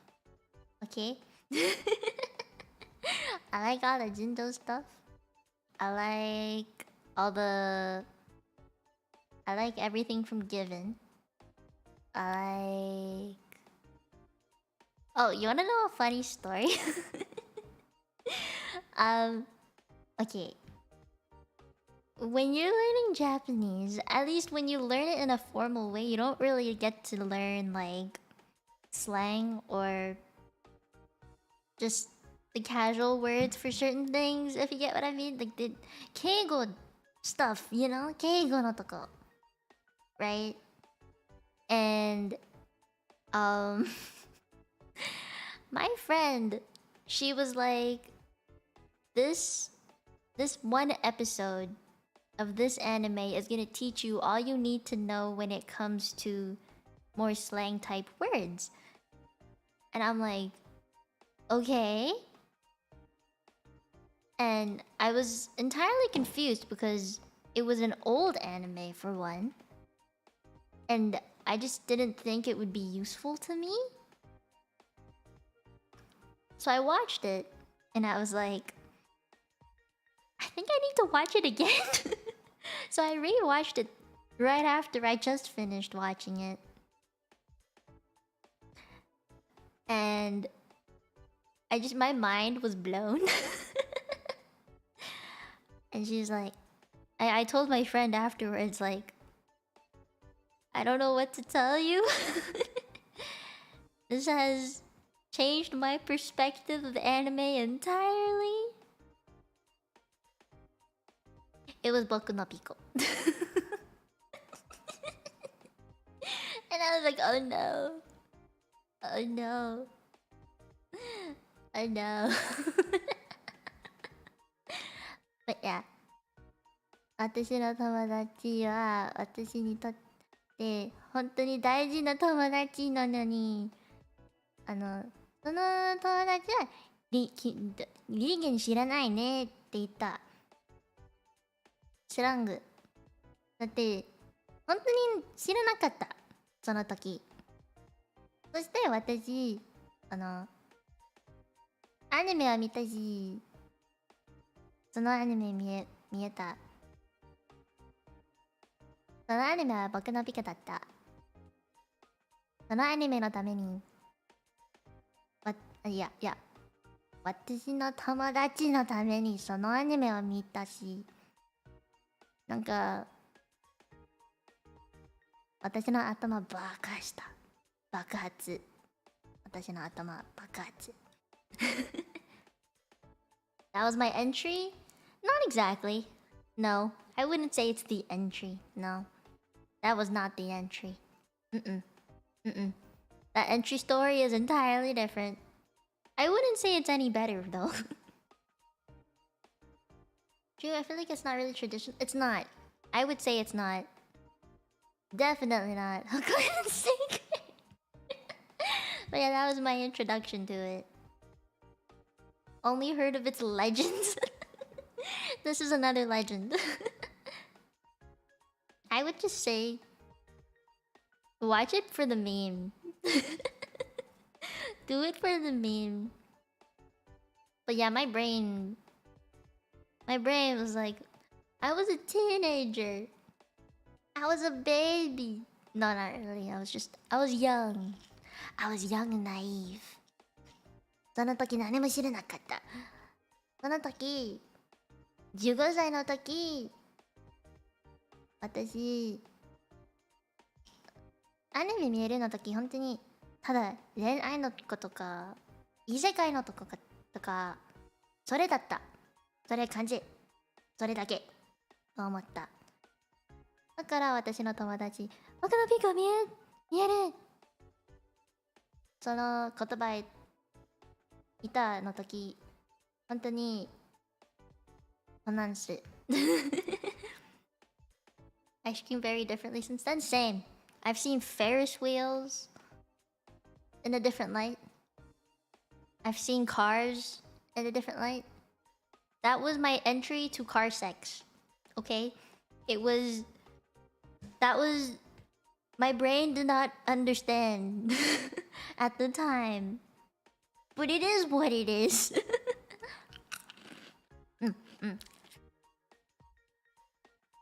Yeah, car. 車.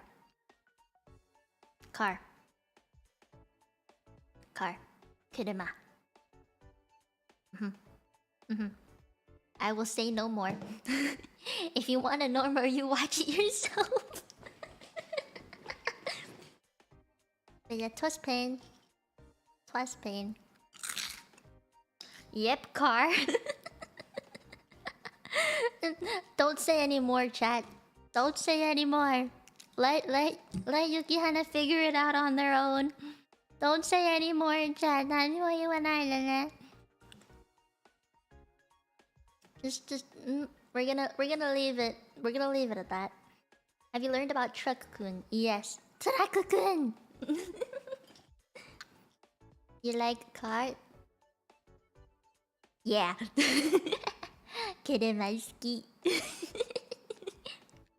Car is great. Car is awesome. Kiremaski ne. You have some homework? When you have done your homework, let me know what you think. I'll be waiting for your answer. Would you get isekai by truck-kun? No. Turaku no tame. Yeah. Yeah. Turaku dakara, yeah. I want to be isekai'd by a magic circle. Maho. Tada maho no. Dakara. I just want maho. Maho isekai. Oh, have you guys watched Dog Days? That's how I want to get isekai'd. Kinda scared of this homework? Hey, you signed up for it. Keep sea bears away, sure. You know what? As a kid, my favorite isekai anime was Dog Days. It was really fun. I thought it was the cutest isekai ever. How do I read that? Those are too complicated. I can only read the word fa.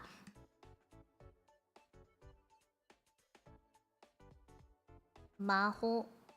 Maho something. Is it Maho? Maho something. Maho something. Jin? Is it Maho something? It's Maho something. Maho nani? Yomenai! Maho Jin? Ah! Konosuba? Watashi konosuba. Yeah, I don't like it. Can only read Maho. Yeah, that's what I could read. I was like, Maho? You know what though? If you had to ask me what language I find easiest to speak, Japanese. You know what? I'm gonna make a list. Because I feel like a lot of people do ask me this. So let's say... Hold on. Choose this one. Okay, we're gonna go from easiest... Hold on. Easy. And then this is hard. Well, that looks horrible. Kantan to 難しい. Okay? And then we're gonna go in terms of let's say speaking.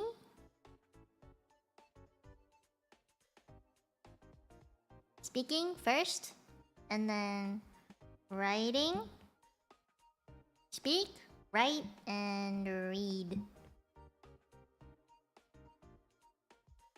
Okay, we're gonna make this freaking table. Right, bitch, let's go. Okay. Hold on. I like being neat. Boop. Okay. Let's see. For speaking, easiest is... We're not gonna include English, okay? Because that's just... It's too... What do you call it? I feel like that's easiest for everybody here. But, what you want here? Ah, like understanding stuff? I can add that as one. Hold on.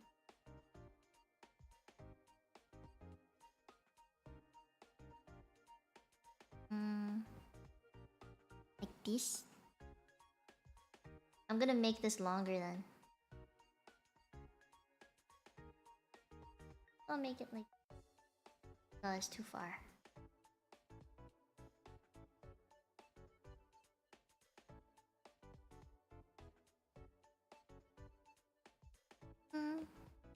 About there. Okay. I'm being a perfectionist, I know. Okay. Wait, I forgot. Listen?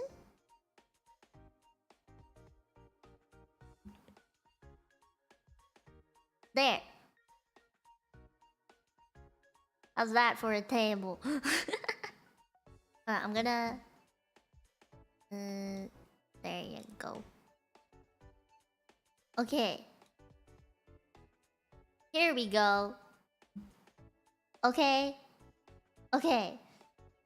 Now, please keep in mind of my history of learning languages, what languages I've spoken my whole life, and my background knowledge of each one and stuff like that. Okay, this is for me. I'm gonna try and think of it like in a more general sense, but this is still ultimately my opinion. Okay. Oh, hi Toto. I didn't notice you here. Hi. No English. Okay, this does not include English because I think for everybody who's in the stream, or at least most of you that are in the stream, or whoever's gonna ask me this question, will be able to read this. Okay? So I'm not gonna include English. This will only include, let's say, I'm gonna put this in, I don't know, like, this includes Japanese. Okay. JP. I'm gonna write Kanto. Can I put that as HK? Is that okay with you guys? Can I put Cantonese as HK? I'm gonna wait. This is gonna mean Mandarin. This is gonna mean Korean. No.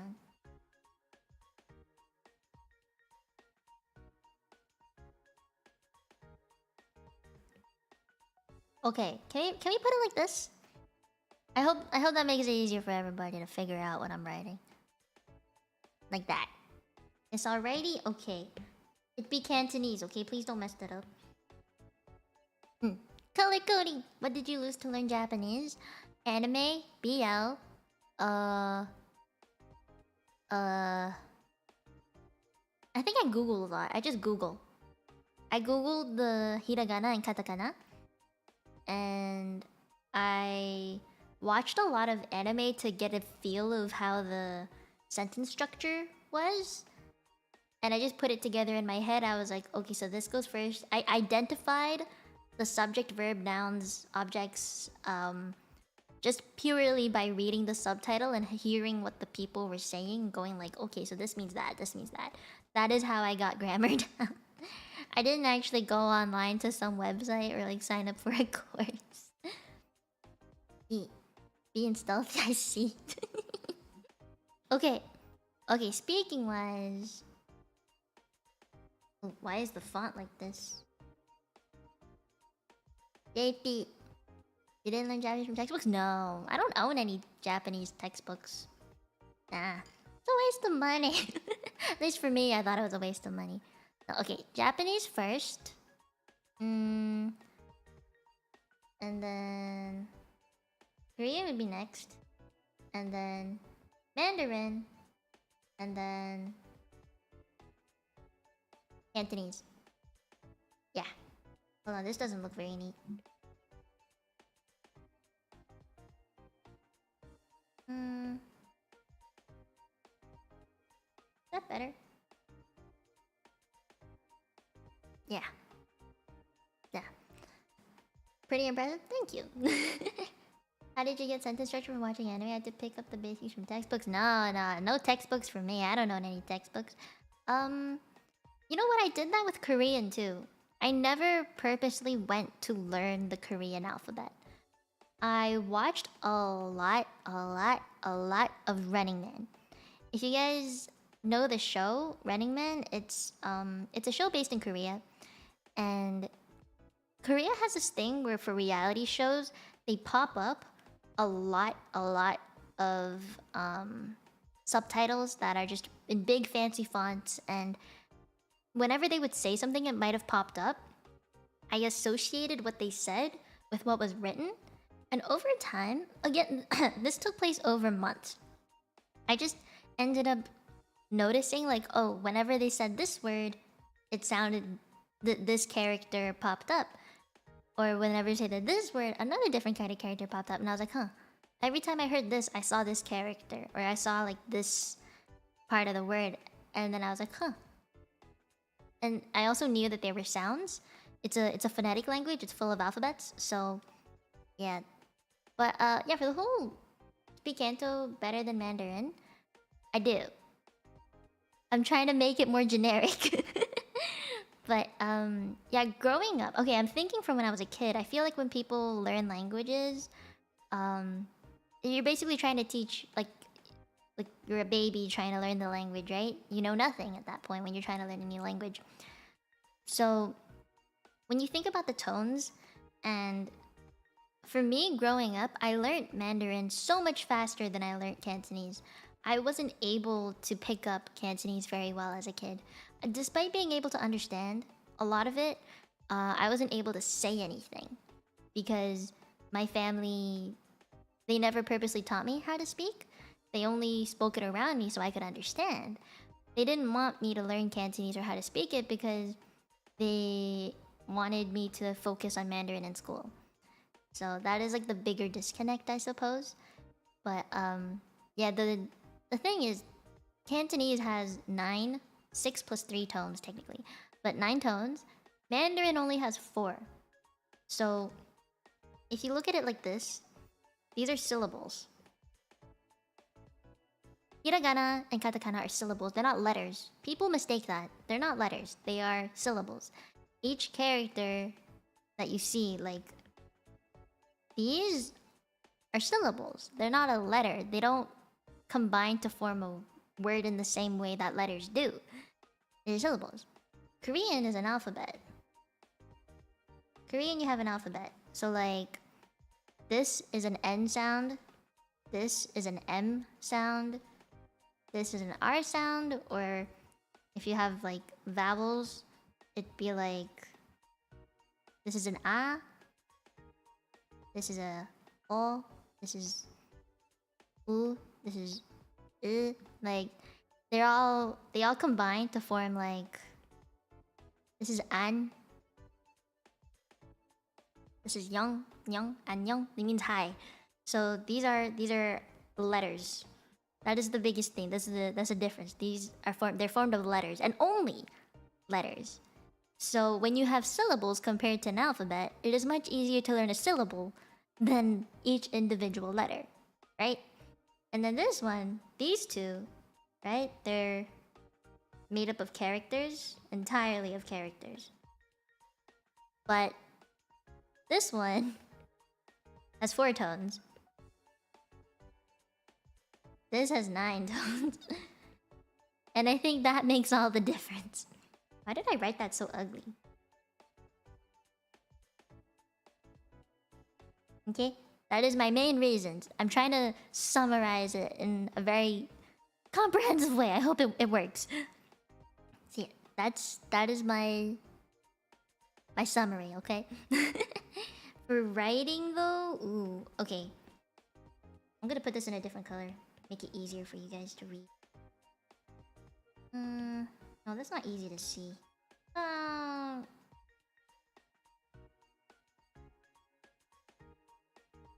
Korean first, because it's the letters. They just are very easy to write or to learn.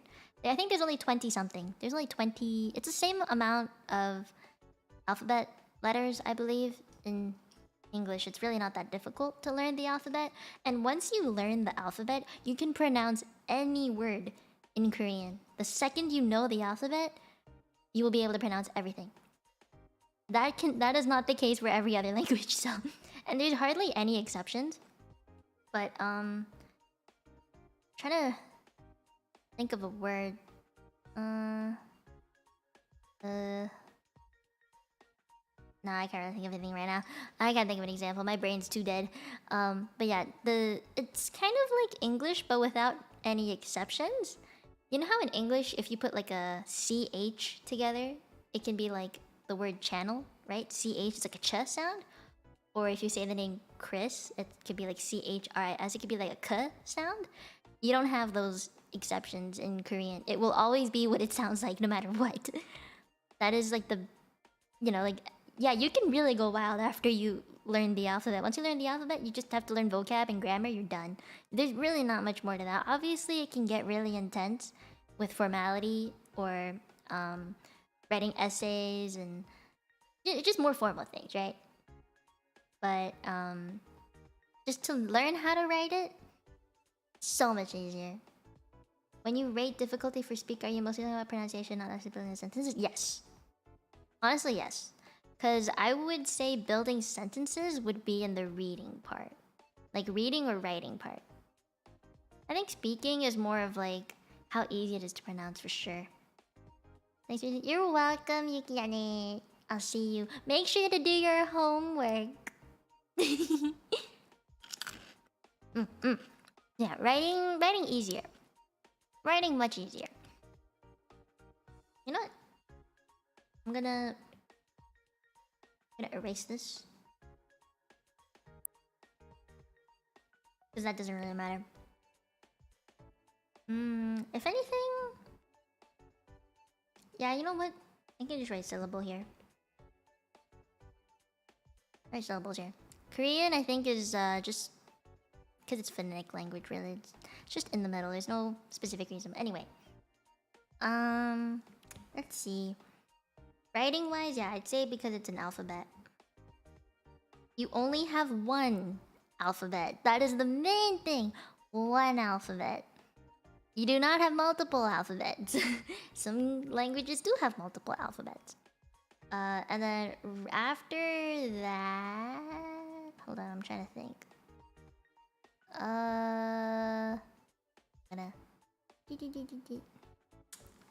After that, what would it be? I know. Yeah. I'd say it's Chinese. Yeah. It's gotta be Chinese. It really has to be. And you're gonna think that's really strange. I think. Does Korean use Chinese characters? No. Their words originate from Chinese characters. There's something called hanja. And it's basically... Hanzi is basically what it is. You can read Chinese characters in Korean. There are some derivative words that you could read, but they're not really used in daily life or even just regular formal writing. Like when you read the news in Korea, it will all just be in that alphabet. You don't see Chinese characters. Yeah. But yeah, that looks really weird, right? The fact that I put Chinese right after. I wouldn't put Japanese. No, I really wouldn't. I would say it's Chinese. And I would say because they're very close in writing, Cantonese goes with it. And the last one is Japanese. Only see it in period K-dramas, yeah. And even then, you hardly see it. Was using... I don't actually know. I don't remember. But I don't know the history, to be fully honest. I do know that there are like words you say that have like a Chinese derivative, or like for example the elements. Typically when people say the word water, I think no, not water, wood, or like I think it's mu. We say mu, which is same as Chinese. They're like the same word. Or like I said before, the word math, it's suhak, which sounds like sohok in Cantonese. I don't really remember what it is in Mandarin, but there's like the similarities there. So that's just the way you would write the word though. Like, ooh. I forgot this one. So that's how you would write the word math. But there is no connection when you look at it like this. There's no connection to a Chinese character, but it does sound the same. I think there's derivatives in that sense, but you don't write in Chinese characters in Korean ever. I've never seen that, honestly. Hi, Bibigan! It is one of the newer languages, yeah. At least as far as I know, it's one of the newer languages. But yeah, the reason why I would put Chinese and Cantonese together is because the characters are exactly the same. But the difference is, just because the characters are the same does not mean you use them the exact same way. Because grammar. And that's where the reading would be. Or actually no, I would say I would put grammar in writing too, but grammar wise, no, they're about the same, I would think. But there's just No, I have to. No, never mind. I take it back. They're different. The grammar connecting words are different. Like I think this is an example I used before. If you were to write my phone, it'd be 我个电话, right? But in Mandarin, you'd say 我的电话. It'd be the, and it'd be this character. You wouldn't write, this is the, by the way. So you'd be like 我的电话, right? The word the is not really used the same way in Cantonese. You wouldn't say 我的电话. That doesn't really make any sense. So grammar-wise, they're still different. But the characters that you write are the same. So writing-wise, if you're telling me that you have to memorize characters to write, then right after the alphabet thing in Korean, Chinese, and Chinese would just be in the middle. And then the last thing would be Japanese, because it has syllables.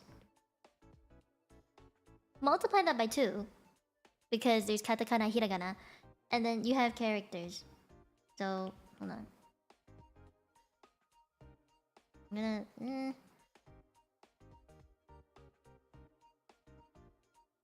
and then you have characters like kanji. I'm gonna write kanji instead. Okay, that is why you have much more to learn, much more to memorize, and kanji, when you read it, is not the same every single time. Read symbols than letters? No. Actually, yeah, no. It is faster to read letters than symbols sometimes, but when I mean right, it doesn't really matter how fast. I'm talking about how easy it is. If we're talking speed, that's an entirely different thing. Because for me, speaking in Cantonese is really fast. Speaking in Japanese is really slow, because you have way more syllables to get through. If you're gonna write something, Korean is the fastest in my opinion, because they're very simple. The letters are incredibly simple. Japanese, you have to be able to write the kanji and the hiragana to make one entire word sometimes, like a verb. And then Chinese would probably be the slowest, because every single word you write is a character, which take multiple strokes. And there's typically on average more than 5.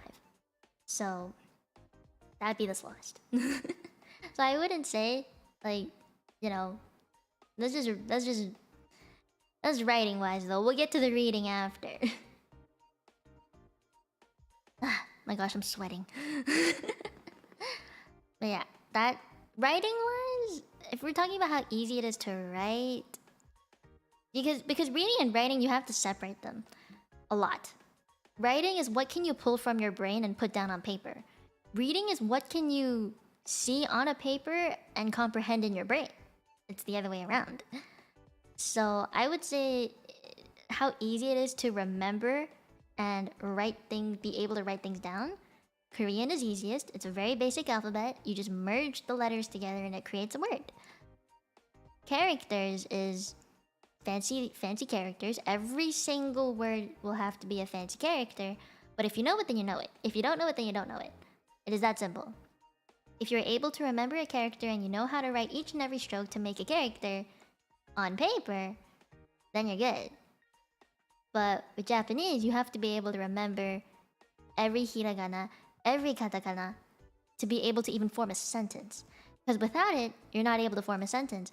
And without kanji, you're not able to form anything that makes sense.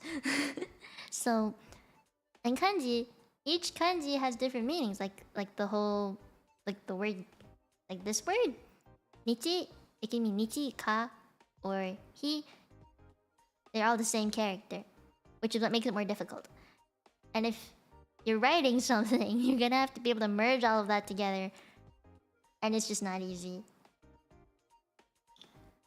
Write from brain on paper vs typing from sound is different difficulty. That's in the listening thing. We're gonna get there. Don't worry. Makes what you simplify the. Yeah. Some kanji, like I said before, not all kanji exists in Chinese. So there are characters in Japanese kanji that even if you know Chinese and you're fluent in it, you're not gonna be able to read it. And sometimes the words don't make sense. like the character arrangement doesn't make sense. So yeah. Okay, reading. Let's go on to reading. Reading. Which one's easiest? Oh, it's definitely Korean. Because again, it's just an alphabet. It is simply because it's an alphabet that it's so easy to read. Once you know all the letters, you're good to go. It's the same way with the writing. If you know how to write the alphabet, you are able to write what you want. So, yeah. And then after that, I'd say it's Japanese because of the hiragana, katakana. That automatically makes that language much easier to read. Because in a lot of texts, you have the kanji, and then sometimes there will be tiny little hiragana that's put on top of it. So if you're lucky and you're able to find it, like find a text that has that, then you can basically read the entire thing and kind of understand what they're trying to tell you. At the very least, you can understand what tense it is, or if they're like ending the word with desu, so like to be, or the connecting words you're able to understand. You can tell if something is being listed out. If it's like something something toka, something something toka, you're gonna be able to notice it. At the very least, you can read parts of a sentence. I think that's what makes this easier to read. Yeah. I think pure handing is pretty difficult, but yeah. So the thing is, when you see the hiragana that comes after a kanji, it makes it easier to know what the kanji is. That makes sense. You need to read it out to understand and comprehend? Yeah. Yeah. Read quick is the words we said that. Yeah. I mean, but if you don't know the character, you have to skip over it because you can't guess it. There's no way to guess. But if you like for example, if you write kon, ni, chi? No, chi is this way. Chi? Wa. For example, and you only knew this. Like imagine you just didn't know how to read this one. This one just doesn't make sense. You can read kon, chiwa, right? You can kind of be like, oh, it's probably konnichiwa. You can kind of guess. There's a way to guess. But with Chinese, if you just write, I don't know, like, what character can I write? What character can I write? Like, I don't know, what do I write? Something like that. If you only know this, you're not gonna be able to guess what this is. It's not possible to guess anything. With Japanese, you can guess. It can be either sugarashi, by the way. It can be either, because that actually is ha. It can be either. Just saying. Oh, formally, I guess you would put it as that one, though. That's why you saw me hesitate. I was like, which one should I use? It's like gambling sometimes, yeah. That's why I'm putting reading Japanese is easier. Because you can guess. You can guess. That is the beauty of Japanese, is you can guess. With Chinese, you cannot guess. It's impossible to guess. Muryo? Yeah, that makes no sense in... No. If you put it together, I mean. Yeah, if you put it together. Based on which language we learn first, maybe? I mean... No, I think if you know katakana or hiragana, you can guess a lot of things. That's how I survived. When I went to Japan, I went when I was 15. Right? Last time I went, I was 15. That is how I survived. Just reading hiragana and guessing like, oh, that probably means this probably means that. Beauty of guessing. You gotta be able to interpret. You know? Interpolate and extrapolate. But yeah, so that means last one... I'm gonna have to put these two together. For the same fact that they are made up of characters.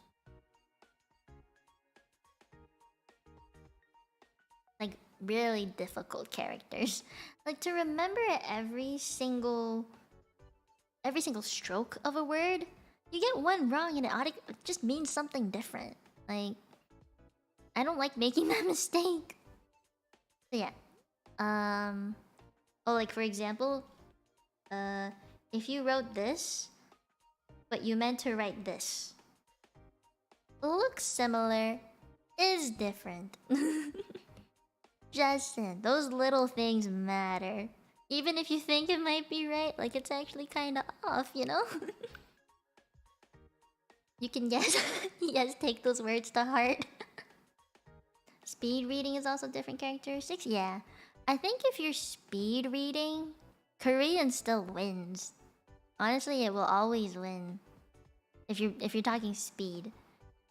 But then if you are like you imagine you were incredibly fluent in each language that I'm telling you here, which would be Japanese, Chinese, Mandarin, Korean, and Cantonese. If you're incredibly fluent in all four, like you don't need any help, you don't need a translator, no nothing.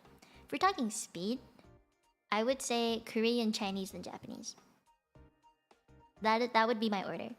But we're talking as a beginner trying to learn the language, then this is the order I would go with. Like, you're taking it slow. Because with Chinese characters, you cannot guess!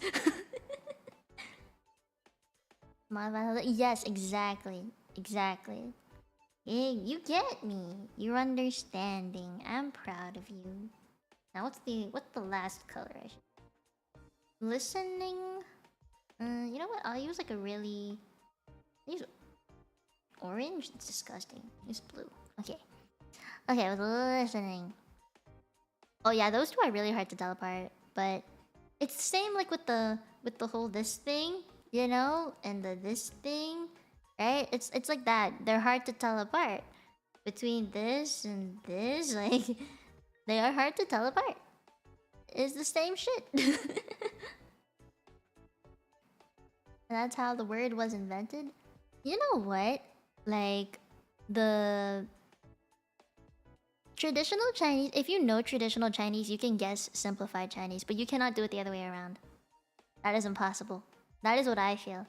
I don't think you can really guess traditional Chinese sometimes though, if the word is really that complicated. You know how people say like, oh, this means mountain because it looks like a freaking mountain. That thing? Or, what's the other one? I think it was it... I'm trying to remember. There's another one. Was it fire? Apparently people said it looks like a campfire at the bottom and then it's like, whee, fire! Like, and those you can guess. That is what I think people mean by guessing. But I feel like that is so like 2-year-old level. It doesn't help you in the long run, in my opinion. You saw the same thing? Nah, they be different. Look. They be different, dude. They be different. You can guess it's hot. Yeah, I think in that case you can guess. But you don't know the actual word. You're never able to guess the actual word.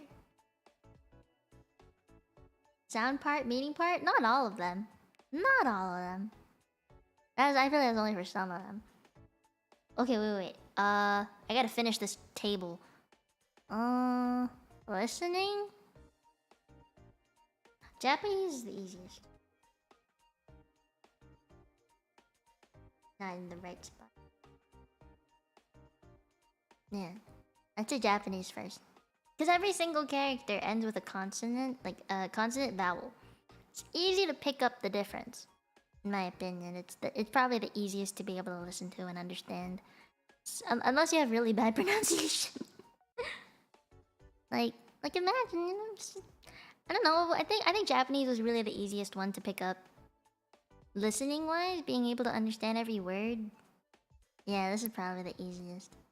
And then after that, I don't know. It's a tie between Chinese and Korean for me.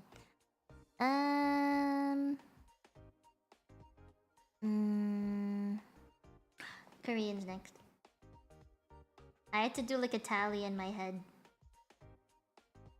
Cause, okay, these are syllables, right?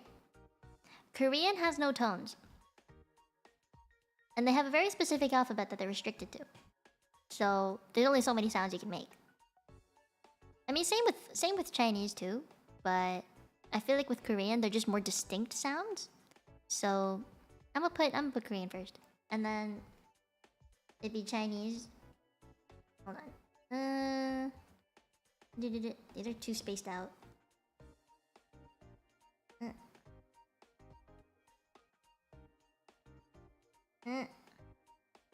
And then this and this. Yeah. Yeah. And this is the 4-tone thing. This is 9 tones. And I feel like your mouth just moves differently when it comes to Mandarin compared to Cantonese. Like with Cantonese, there's more that you do with your mouth that most languages don't really use. I remember trying to explain to my friend how to say my Chinese nickname. If you guys didn't know already, it's Dao Dao. Like an actual bean. Like, man, that's a horrible writing, but my Chinese nickname is this. Okay, it is Dao Dao. My family calls me Dao Dao a lot. If you haven't if you've heard my family come in to my streams, you will have heard them call me this at least once. It is because as a baby, I had really fat arms that looked like a bean pod, and my body was so proportionate. My head, body, and legs were about the same size, and it made me look like a bean pod. So my aunt named me Bean Bean. Yes, my nickname is Dao Dao. But I remember trying to teach my friends how to say it, and they kept going like Dao Dao, like D-A. I'm like, no, Dao Dao. I'm like trying to make like an sound, and they're like and I'm like, yeah, now say Dao Dao Dao. With a D, Dao, and they keep going like Dao. I'm like, no, not Dao, Dao.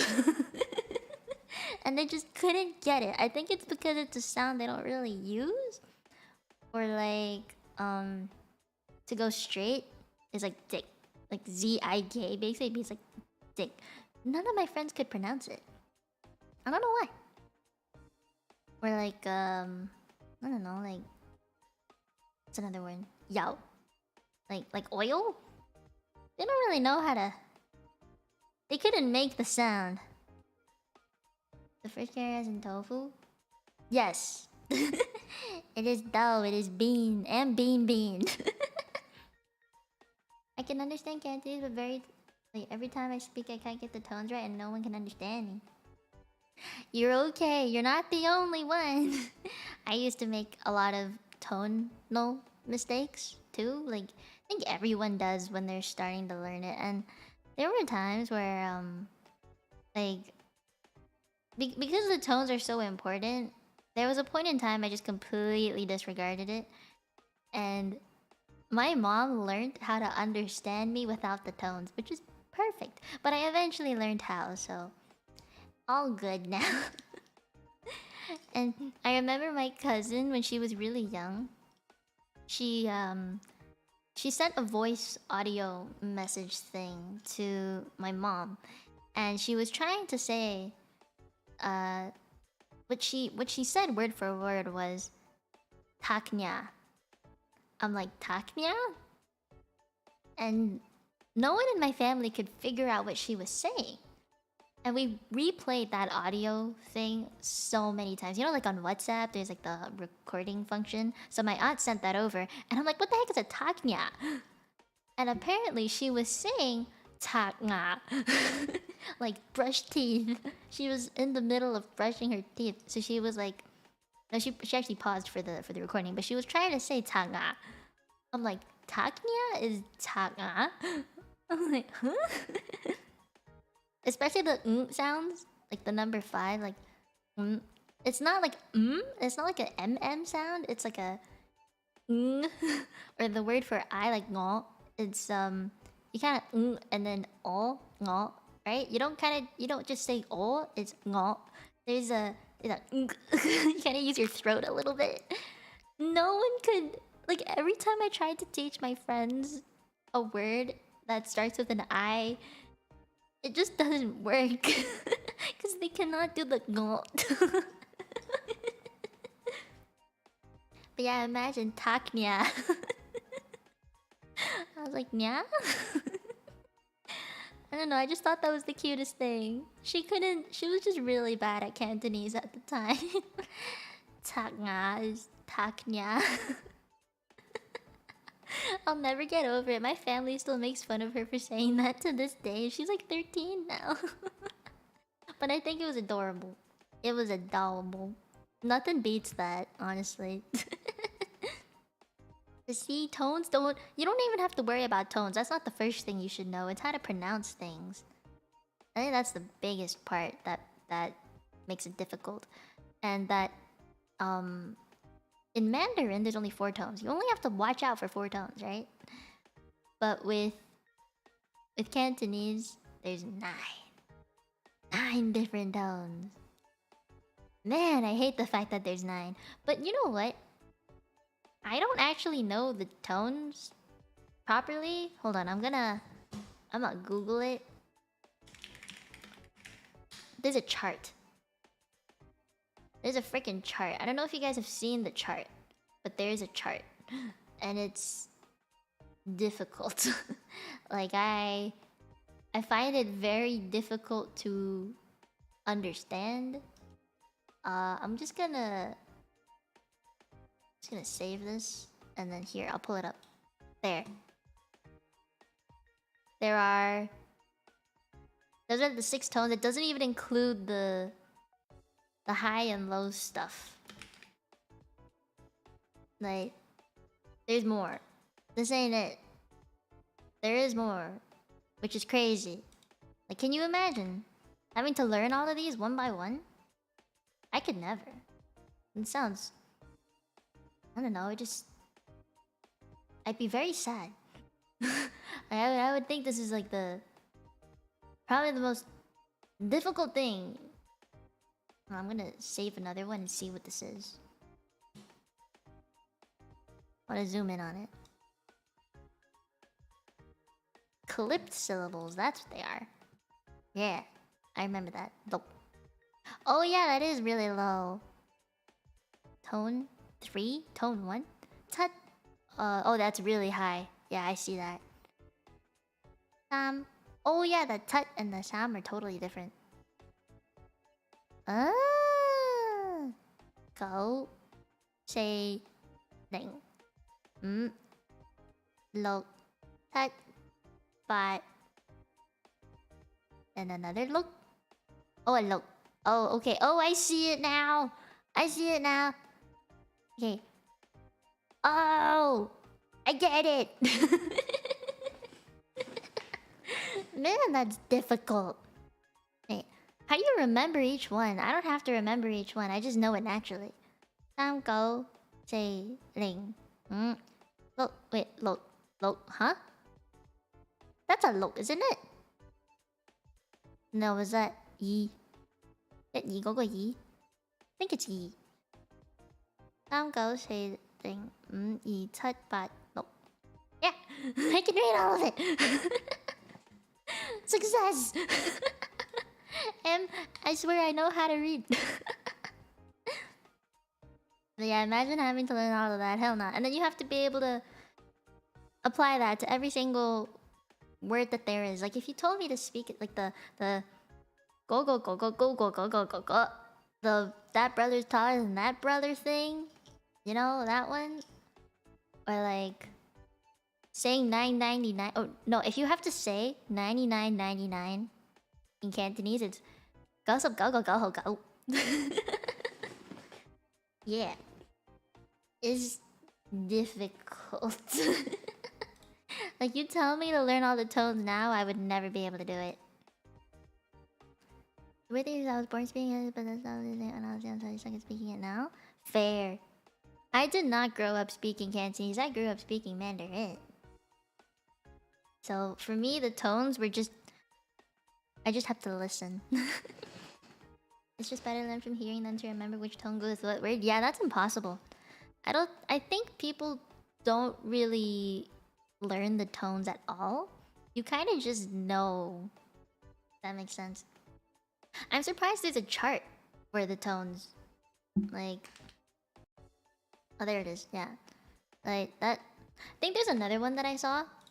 Hold on, I'm gonna find it.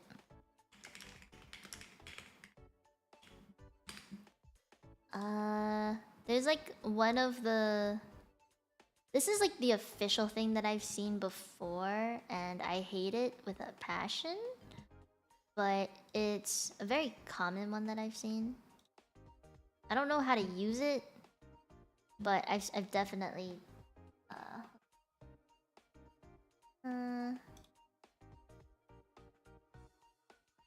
Yeah, okay. There. Looks like this. Like... I don't... I don't like this one. It's one I've definitely seen a lot, but I definitely don't like it. It makes it so much more difficult than it needs to be. You need to go outside and feel the sounds and all. Yes. Tongue twister in Cantonese. Yeah, I just did. Go go go go go go is one. And then... Go go go go go go go go go go. And then... What's another one? There's a Mandarin one that I used to do a lot, and I was so good at it, but I totally forgot. I'm gonna Google some.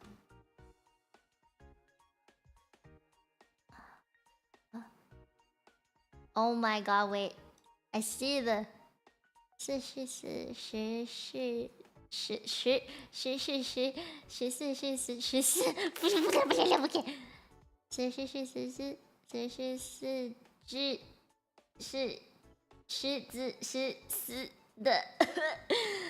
40 is 40, 44 stone lions are dead. 44只是死的. Fuck. I can't. That's different. That's harsh. Oh my god, no, I cannot do the spider web thing. I was never taught it. If I was taught it, then maybe. Like, you know what I found out though is that holding a conversation is easy for me in Cantonese. If you told me to hold a strictly Cantonese conversation with you, I could do it. I don't have to input like English words to fill in spaces. Like, I think a lot of people tend to do that nowadays because they think it sounds cool to be able to speak English. I remember I was watching my dad. No, I wasn't watching my dad. I was with my dad watching this Cantonese speaking... I think it was like a singing contest of some sorts. And they were talking about how the singer who just finished performing had to be more expressive. And you know what they said? They're like, 你唔夠多 feel 啊，你知唔？你明唔明啊？你要升得好啲，有多啲心情。You know, like I'm like, what in the feel? And then like, 你要用你多啲嘅 air. I'm like, air? Like, I remember someone said that you like 個肚嚟 push 啲聲出嚟. I'm like, push? Like what? Why you gotta say it like that? I'm like, huh? I just thought it was so weird.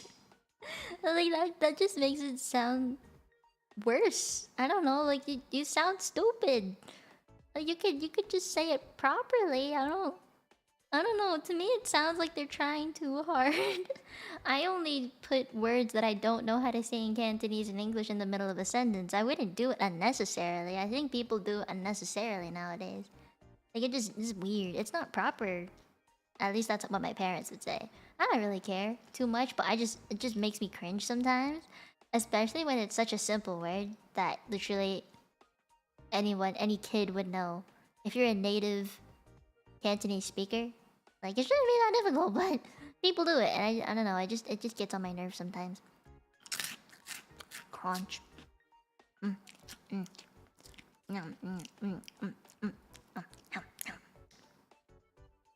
Okay. Is there anything else that I need to do today? I feel like I talked more than I taught. Trying to make it sound cool maybe, but it's not cool. I don't know why people think it's cool. It's weird. I think it's weird. It's strange. I don't like it. Like, imagine trying to hold a proper conversation like that. I wouldn't be able to. Yo, if I started talking in Cantonese for the rest of the stream, would you hate me? If I finished my Zibo with Tak Gongdonghua, only Gongdonghua, would you mjonghi me? Is that how it would be? Yo, I feel like my parents would be so proud of me though. Like, they'd be so proud of me for being able to stream in Cantonese. I feel like my dad, he would be incredibly proud. He would come in here and he'd be like, "Oh my god, Mia, look at you, you're spreading the love." I'm like, I'd be like, "You want me to? Hell no, and I don't want to." I shouldn't have said anything. I'm like, yeah. I'm gonna kotowaru. Kotowaru shimasu. No. No. The problem is I have to read your English and then I have to speak my Canto and then my brain would be like that sort of makes English Canto sounds like my cringe kind of speaking. No, you know what makes me cringe? A Cantonese Valley Girl accent. That's what makes me cringe. That is what makes me want to die inside. It is painful.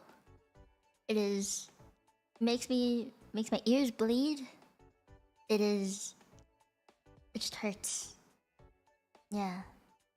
Yeah. Pain. Big pain. I cannot. I remember I tried it. But it sounds horrible. It's how I found it.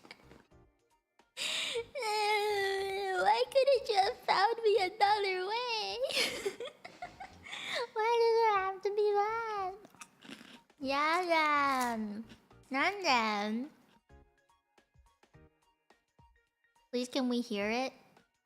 Give me something to say and I'll say it. You gotta think of the most... You can write it in English and I'll translate it myself, but... Give me the most Valley Girl accent-y phrase. Give it. Let me see. Let me see what you guys can come up with and then I'll pick one. Make it easier for me, okay? I don't want to use my brain at 1:39 in the morning. Well, let me close this. I don't think I need my iPad anymore, right? Oh my god, Baka. It's wholesome for me. I loved it. Why are we what? It's wholesome? Have you ate lunch yet? That is terrible grammar. Right after we talked about grammar, you decide to use horrible grammar. Starbucks, Singbahak? You know what I feel like? You just gotta say Cantonese accent English to sound like a Valley Girl. Sometimes, if you're gonna act like the Cantonese Valley Girl, you just gotta say everything in a Cantonese accent. Oh my god, Starbies? You guys gotta give me more than that. I need a phrase, not just like a paragraph. I'm turning my heat pad on. My cramps are starting up again.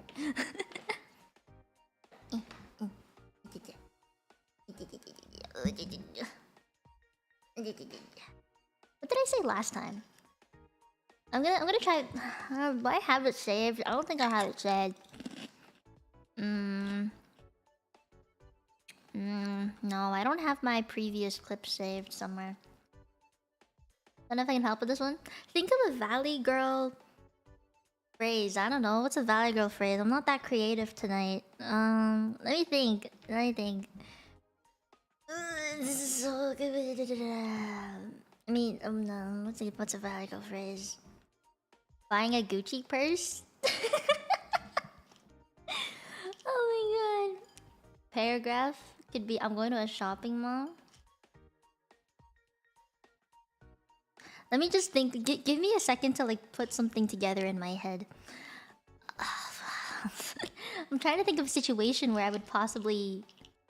You want me to talk about buying shit again?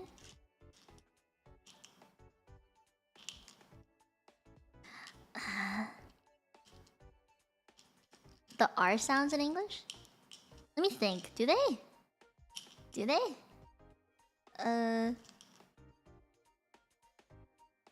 The thing is, there's no R sound in English. No, there's no R sounds in Cantonese. So how would you emphasize an R sound in English if there's no R sound in Cantonese? If you're like a Cantonese speaker, you're trying to speak an English word.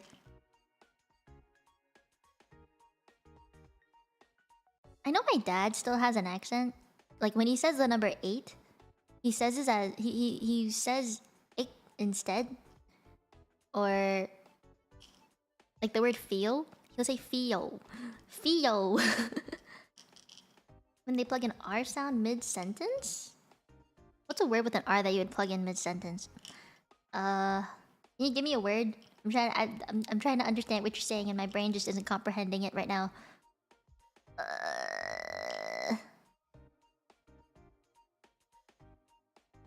What's a word with an R in it? No, I feel like the ending of words just get cut. Like they clip it. Kind of like the word tut where you just... It's like end... Like start every sentence with really? Oh, wait, no, I get what you mean. Okay. I get what you... Yo, if I said that in a Cantonese accent... Really?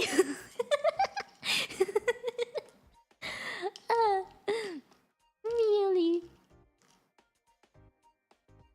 Nah, man. I don't know. My brain isn't working. Really?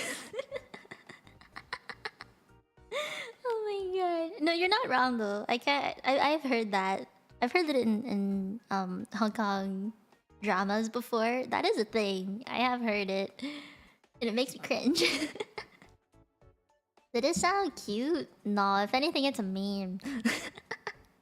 Cantonese Valley Girl, huh? Trying to think more about like what I could potentially say with a Cantonese Valley Girl accent.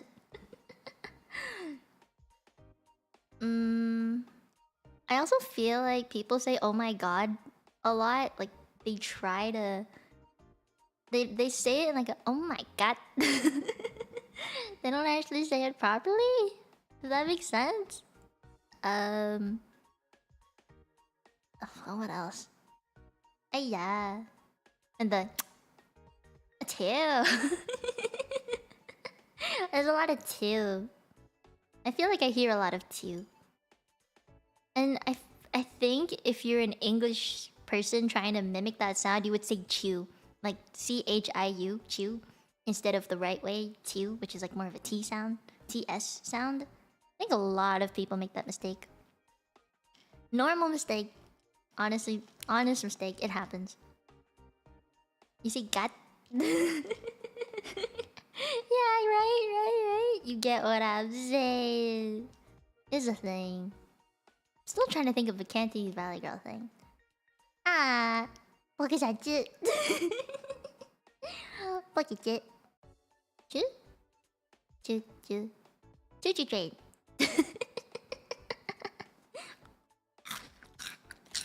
Cantonese Valley Girl accent, huh? Cantonese Valley Girl accent. I'm gonna be thinking about this all night. 僕さんまだいるの？仕事いないの？ご飯食べた？こんな時間で。I need to think. I don't know what to say. Someone give me a paragraph. Looking for a Western Valley Girl phrase? Sure, hit me with one. Hit me with a Western Valley Girl phrase, and I'll try to Cantoneseify it. This is like the first time I'm doing this. Last time I just pulled shit out of my ass to figure out how to do it. Think of a Western Valley Girl phrase. I don't think it's too difficult, is it? No, my brain just isn't working. I'm still in like Asian language mode. I don't know. Brain isn't switching channels just yet. It's in the Asian mode. Do you ever get that? I don't know. I get that a lot. Where I think it's a polyglot thing.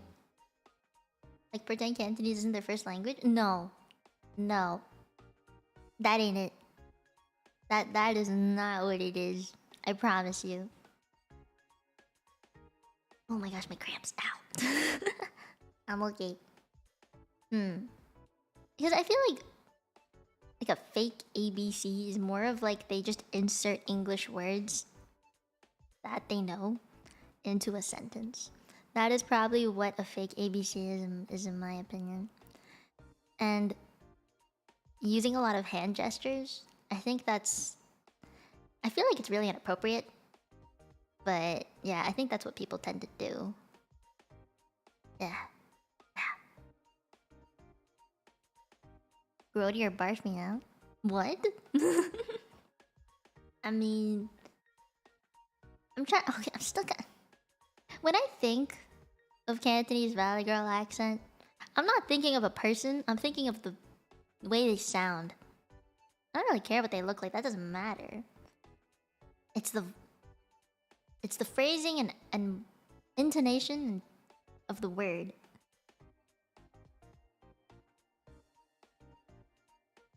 Oh yeah, that is something that would technically be it. I was about to say that in English out loud, and I don't think I should do that. Sorry, not allowing. Fair though. Okay, let me see. I'm gonna Cantoneseify it somehow. Hold on. Let me rate this properly.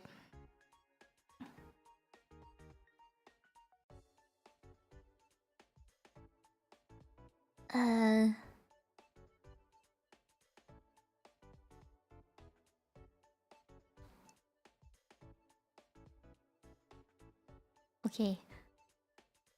I'm gonna stutter. I know I'm gonna stutter. I was just staring at it for a bit. I'm sorry. Brain was computing. It was like inputting and computing. Processing. Give me a second. Don't you feel sorry?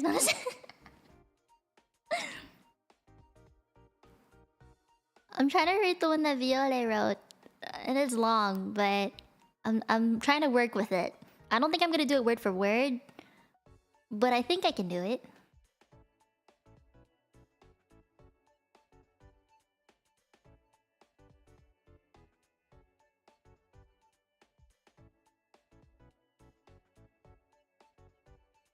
Okay, no.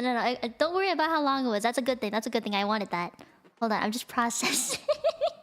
I'm trying to make it make sense because there's words in here that, like, you know, connecting words, like the word like. You don't use that in Cantonese. It's an entirely different thing. So I'm just trying to brain, and it's just first translating it. My thought process was going from English to Cantonese, and then Cantonese to Valley Girl Cantonese, and it's in the process of the Cantonese to Valley Girl Cantonese right now. I have the words like in my head already. I know what I was gonna say, but I'm trying to put it together in the Cantonese Valley Girl accent part. Give me a second.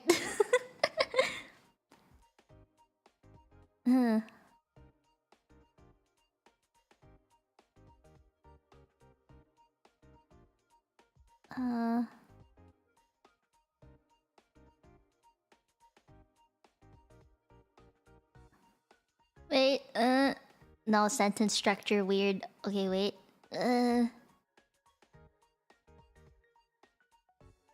Okay.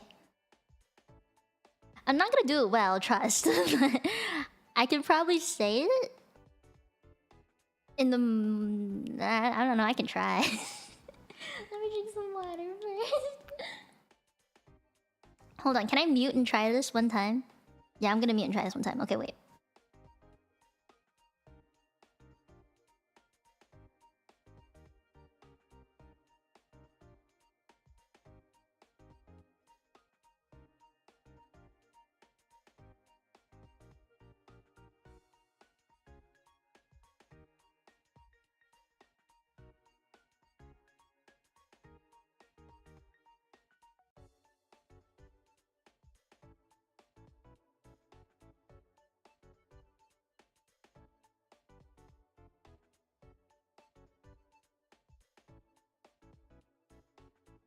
I am having the biggest brain fart right now. Give me like a minute.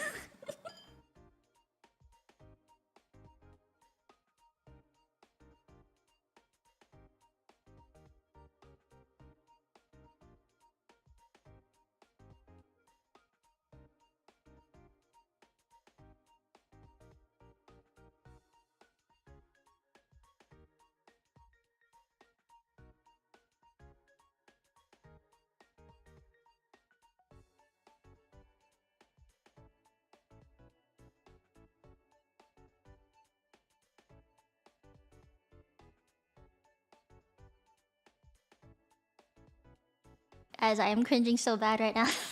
This hurts. This physically hurts.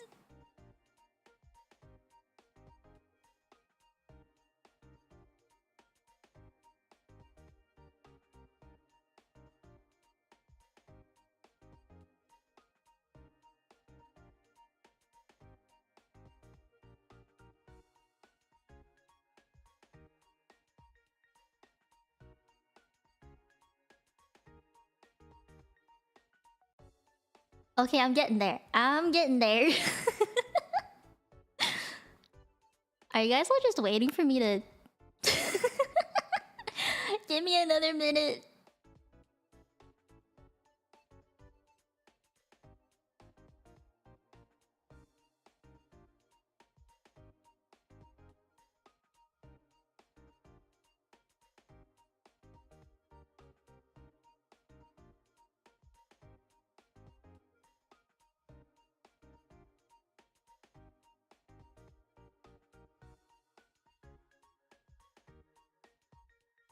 Okay, this is painful.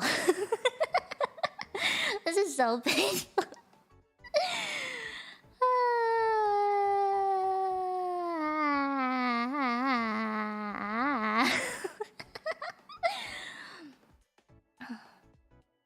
How do I even go about this? You did it? Did you do it well is the question. And I was trying to change it. Okay, let me try this. Water!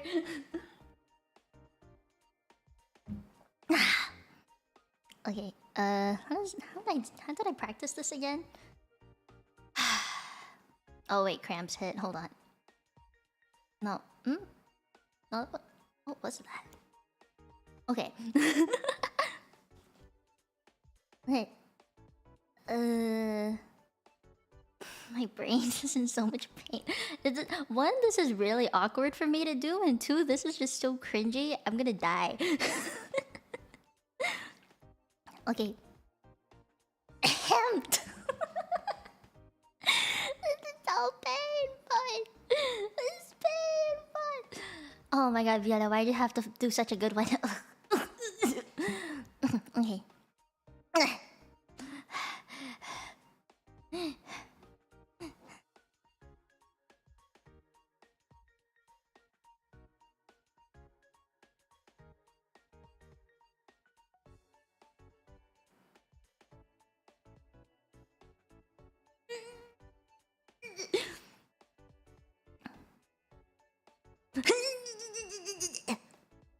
You know, I'm really much better at this in English. In Cantonese, it's just... I really don't want to do this. Okay. 係啊，天啊！我今日咧諗住我想去 shopping 啊，但係咧我見呢一個好大嘅手袋，有好大嚿石喺度，你知唔知喺 Prada 度我想買㗎，我一定買嘅。但係咧我今日冇錢，我冇帶卡片，我一定要問我爹哋去買卡片先，揾個卡片，跟住又可以去買，好大㗎，你知唔知啊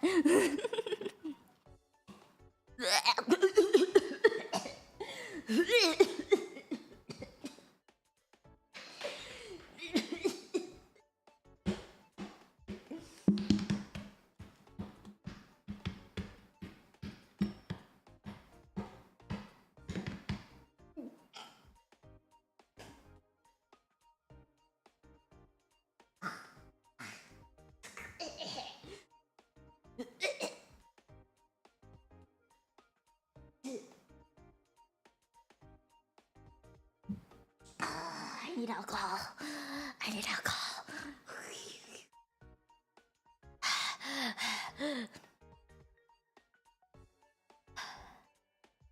下次一定要飲醉酒先至做，下次唔使做啦，我流晒汗啦。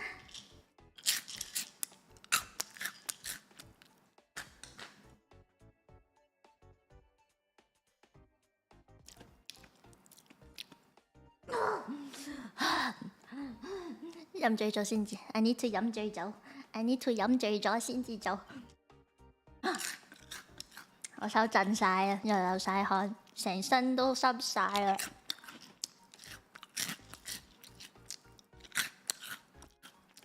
I need to bleach my mouth。有冇人有番梘啊？我擺喺口裏面，頂唔住啦。ไม่งั้นจะกันสิ Why did you touch Garu? No touch Garu. Yo, you know you can buy a credit card, right? I know I said I wanted to buy a credit card. Is that not what people do? You can buy credit cards.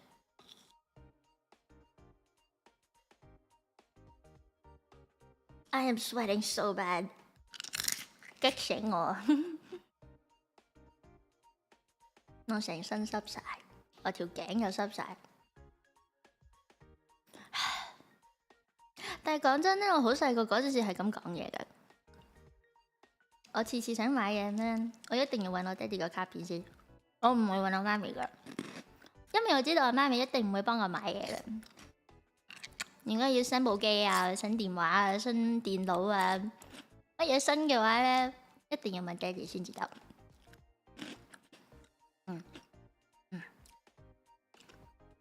Yeah, it was me as a kid. Me as a kid. I was a very bratty kid. Very entitled, bratty kid. You know, I pulled the I'm the younger sister card. You should buy everything for me, and I'm not the one at fault. I did that so much as a kid. You betcha I did. I was spoiled brat. Now imagine spoiled brat speaking in Cantonese. Yeah. Daddy 買呢個俾我 Daddy 買新部機俾我你買個 game 俾我 They'd be like, Daddy, everything. You know, until now, I still call my dad Daddy. I don't call him Lo Dao. I think a lot of people call their dads Lo Dao, but I call my dad Daddy. It's Daddy. Daddy. I call my mom Mommy. That's how it is in Cantonese, though. There's no other way that I like, so. Aren't you still a grandma?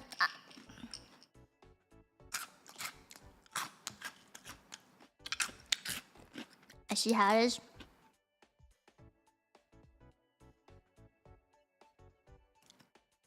頂你個肺啊！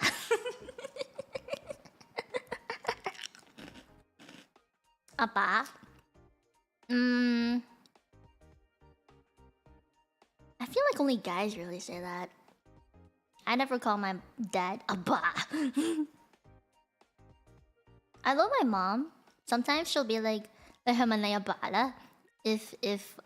I ask my mom something and she doesn't know, she'll be like, ask your dad. She'll be like, 你問你阿爸啦，你唔好問我，我唔知啊，我唔識啊，你問你阿爸。I'm like, okay, Daddy. This is why. Okay, funny story though. When I was really young, I didn't say really young. I think it's probably around when I was 15 years old. My dad picked me up from school and he called me, and I picked up the phone. I'm like, Daddy, and he was like, yeah, I'm outside. I'm like, okay, I'm coming, right? And apparently, what that sounded like to my friends was, Daddy, I'm coming. And I'm like, oh, no, that's not what it, no. To my friends, that's what it sounded like though, and they're like, who the heck are you talking to? I'm like, it's my real dad, I promise. And then I think I was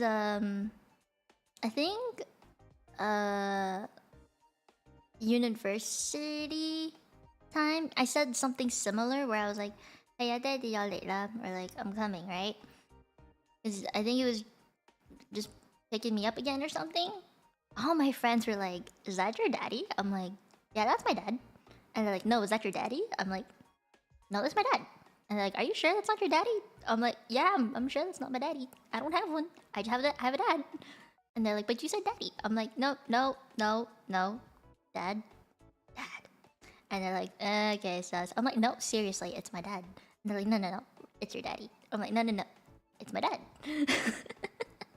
So, like, I just had many weird experiences like this. And the kind of eyes who never leave HK out?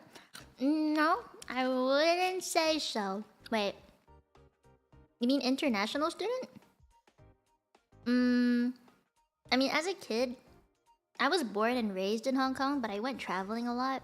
Like, I went to Indonesia, I went to Japan, Korea, I went to the Philippines. Like, I went outside of the island, yeah. But, I don't know.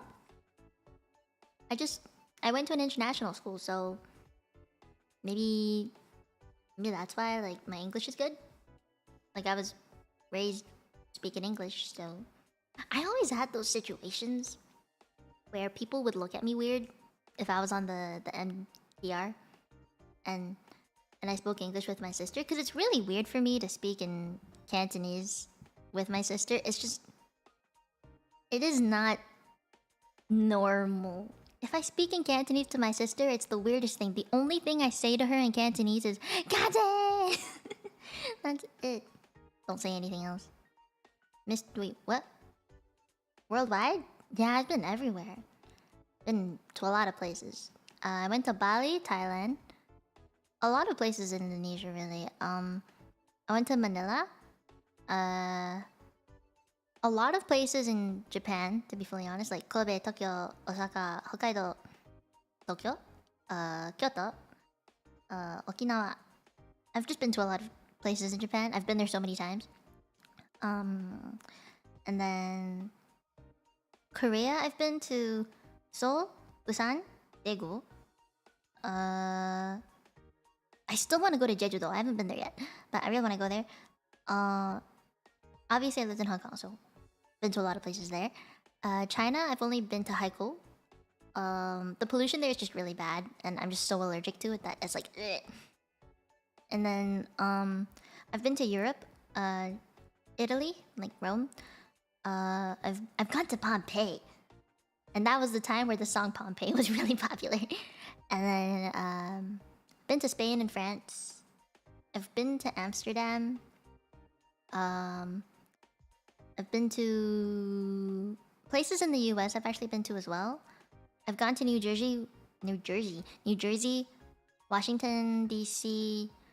I've been to the UK actually too. I forgot about that. Been to New York, Buffalo. Where else? Just a lot of the places on the east coast of the continent. Hey, I went to. Oh my god, did I ever tell you? Wait. All areas I know get lost in outside the island. Calm me down. No. I've been to other places besides that. I've also been to Kowloon. Been to Lantau Island. Been to Cheungchao Island. What else?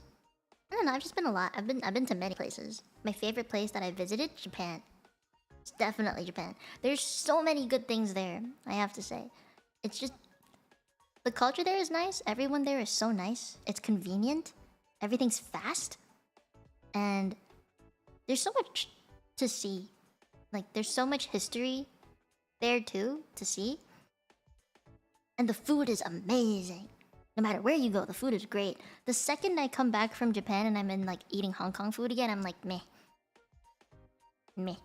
日本の料理は最高だ. Out of all the places I've been to, it's really the best for everything. And I don't think there's a worse place because I've been to so many. I've enjoyed all of them. Maybe the worst ones were like when I went on a tour bus around America, to be honest, because I didn't plan it. I didn't know what I was signing up for. My family just dragged me and I didn't get to choose what to do. So I didn't like what we did. It was just really boring for me. I feel like there were just more fun things that we could have done, but we didn't do. So I wish I could go there again, the same places, but whatever. Maybe it was the people I went with too. It was with my grandparents' siblings, which was a really interesting group of people. But yeah.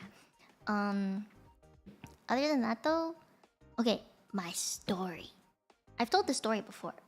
When I was first year in university, I wasn't even in first year yet. I was about to be a first year student at the university I went to.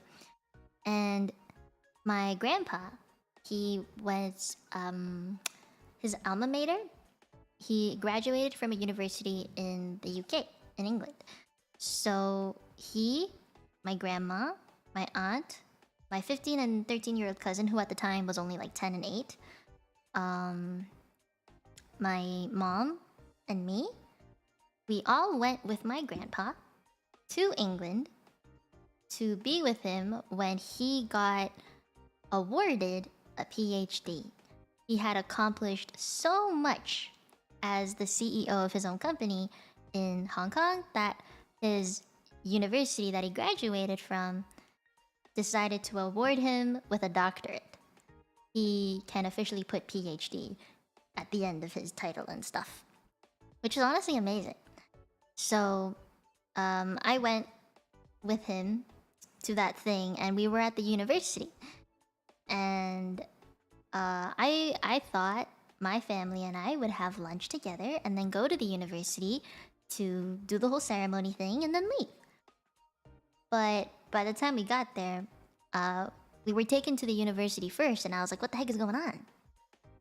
Turns out we were gonna eat lunch with everybody at the university who was gonna be basically awarding people stuff. So I sat right next to the dean of the engineering faculty of the university. And I wasn't even a university student yet. I was about to be. I mean, technically I was, but it would have been the summer before I was a first year student. Like, you know how much pressure that is? As someone who's never spoken to a professor to suddenly be right next to a pretentious, posh British professor, like, it's one of the most daunting things. And my family was all sat next to each other, but they placed me, like there was name tags on tables, they placed me on the opposite end of the table, and I was surrounded by professors. I had no one in my family to be next to me as while they got to sit next to each other. It was probably just is one of the most memorable parts of that trip for me. And the whole entire time, the professor who was right next to me on my right side kept asking me questions about like languages and stuff. The professor on my left side kept asking me about university and which university I'd go to, or where I'd be studying, what kind of stuff I was studying, and if I would enjoy it or whatever. And then my grandpa was on the opposite end. He was just looking at me like, "You're doing good, Mia. You're doing good." I'm like, ah. And then they kept asking me language questions, like, what is the difference between Mandarin and Cantonese? What's the difference between French and Spanish? What's the difference between Japanese and Korean? Like, they just kept asking me stuff like that. And my cousins, they looked at me like, "Are you okay? Do you need help?" And it is in those situations that I personally would rely on my sister.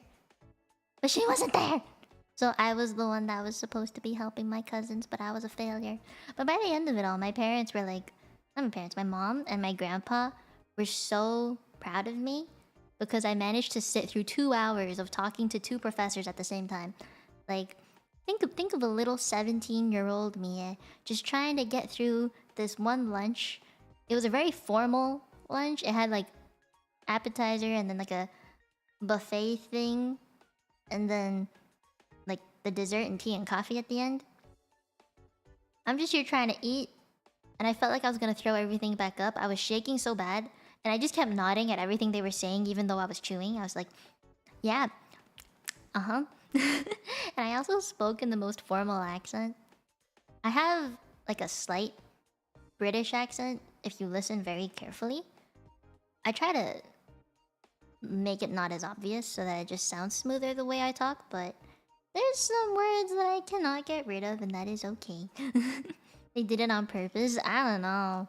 I just remember after that, my grandpa patted me on the back and was just like, "Jodo, Jodo." I'm like, "Thank you." And apparently after that, my grandpa had to leave with the dean of the engineering faculty and some other deans, while me and my family were taken up to the balcony to watch the ceremony happen. So, I didn't get to talk to my grandpa for a while. And then at the end of the ceremony, my grandpa came up to me and he was just like, "That was probably one of the most hardest things you've had to do this year, and I am very proud of you. I hope it was a good learning experience when you go to university." And I was like, "Yeah, thanks." But then the next day, my mom came up to me and she was like, "You know your grandpa's really proud of you, right?" I'm like, "Well, yeah, he said it many times ever since the whole thing happened." And he's like, my mom was like, "No, no, no. I mean, he's very proud of you because you made him look good." And I'm like, "What do you mean?" I made him look good? And she was like, "Yeah, you made him look really good." I'm like, "What did I do though?" And my mom was like, "Well, you showed the people that was giving him an award, his doctorate thing, that he helped raise a very smart, intelligent granddaughter." I'm like, "Oh, you're welcome." And my mom was like, "No, no, no, no, it's not. There's more to that, you know. You don't just say you're welcome. It means that you're a good person, you're a smart person, and you conducted yourself well. It means that you had good manners and posture, and were mature enough to handle conversations with such big, posh, pretentious people." And I was like, "Oh, oh, nice, cool, thank you, I guess." Yeah, that was like something I never want to do again. Mm. You don't hear an accent? HHP British English. Yeah, yeah. I was taught British English. Yo, me. Yes, yes, that. Yes, yes, that. Throwing someone into a herdation. Yes, it was that. It was that. I hated it, but it was a learning experience. Okay, so I'm not gonna. It wasn't a bad experience or anything. It was a nerve-wracking one, but it is a nerve-wracking, memorable one. Used my language skills, polyglot brain to the best of my ability that day. You don't hear my accent, right? Yeah, yeah, yeah. Okay. No, if you listen more over time, you will eventually hear it. I'm trying to avoid using words that make my accent very obvious. But yeah, if I point them out, it'll be too obvious for you, so I'm not gonna do that. I'm not gonna do that. Although my cousin, my 15-year-old cousin, she still makes fun of me whenever I say certain words. Yeah. Pretend to be. Have fun. Yo, just sound like me. Just sound like a Cantonese Valley girl. That's what you gotta do. Be like, "Ai ya, hổ quay ya." Like, "爹哋買個手仔俾我啊，唔該." And I am very capable. I used to think of myself as uncapable. Like I was never really good at everything, you know? So HK Valley Boy 1000%. Yo, be that. Be that bitch. Do it. Do it. I'm very good at an English Valley Girl accent. But Cantonese is a different level. It's pain. Ho hoi. Very lei hoi. You know what? When my mom said lei hoi for the first time, I was just like, "Lei hoi? From where?" "Lei hoi what? From what? Do you want me to step back from the table or?" And she's like, "No, lei hoi." I'm like, "Lei hoi? Open what? What are you gonna open? Are you trying to open what? What do you want me to open?" And she was like, "My lei hoi is ho lei hoi." I'm like, "Lei hoi? Lei hoi? Me open?" Move away? What? And then she's like, no, Lehigh. I'm like, oh, Lehigh. It was so confusing. Surfer accent? No, I cannot do that. You really don't have to be good at everything, but to do your best and go for it even with us. Ah! Yes. Wise words, Duklister. Wise words. Oh my god. Howdy. Hi, smart man. Oh my gosh, are you big brain too? What time is it? 2:17? Okay, I'm good. I don't have to wake up early tomorrow or anything. I also can't fall asleep right now. I'm too wide awake. I feel like this stream was mostly Cantonese talk. And a little bit of Japanese in there.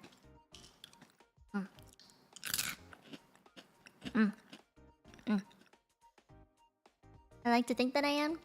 Yo, be confident about it. Just say that you are. Fake it till you make it. You know, I did kind of regret something about university is that I never studied anything linguistic. Considering that I know 5 languages, I never took a single course in university. It was kind of sad. I was so focused on trying to get my physiology minor and specialist degree that I just never ended up taking one. Probably the one things that I really do like regret about university when it ended, but it's okay. I have the internet. I just think it probably like be my foundation would be better if I did it in school for a little while. Plus, I think it would have been easy for me. I'm good.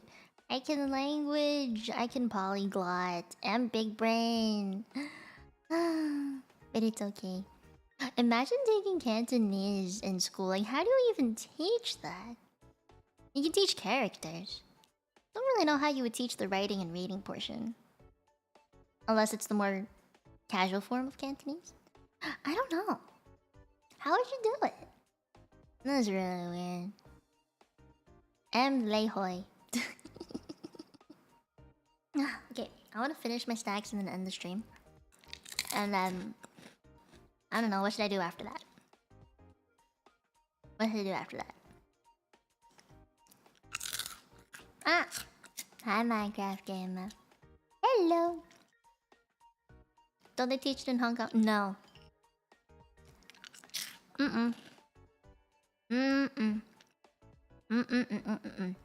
So, when I lived in Hong Kong, public schools were taught in Cantonese. And then it was mandatory for them to learn Mandarin. And that was in middle school. And then in high school, they have to learn English for a year, I believe. But for me, when I went to school, English was the language I was taught in. Mandarin was my mandatory language to learn starting from primary school. No, kindergarten. And then by the time you get to year 8, which I believe is grade 7 in Canada, at the end of it, so you get to pick whether you want to continue learning Mandarin or if you want to learn something else. But for me, when I was in year 7, or grade 6 in Canada, we had to pick a second language to learn. Actually, technically it'd be third, because we get taught in English. Like, our teachers teach everything in English. Mandarin was mandatory to learn up until year 8. And then we had to pick between Spanish or French. So we had to learn 2 languages at the same time. It was mandatory. So I actually learned Spanish for a bit. At least in school. I learned Spanish after school when I was in year 4 till year 8. And then I moved to Canada and I had to learn French for a year. I believe it was a year. Yeah, for about a year. A year and a half, technically. Year and a half.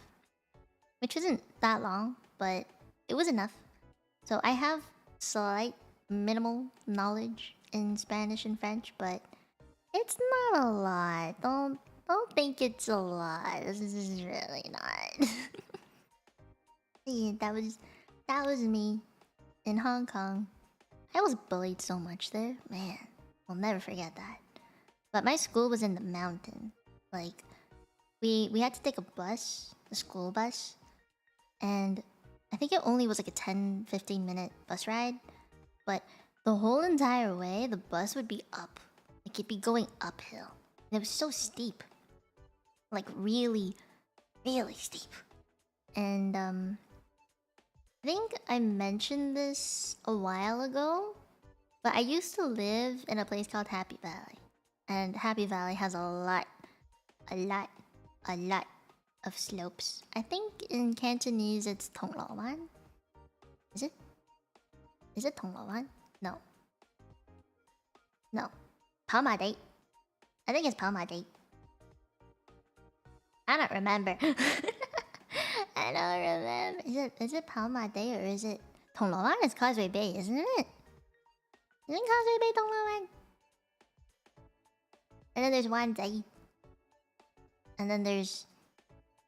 I remember getting off at the Admiralty MTR station a lot.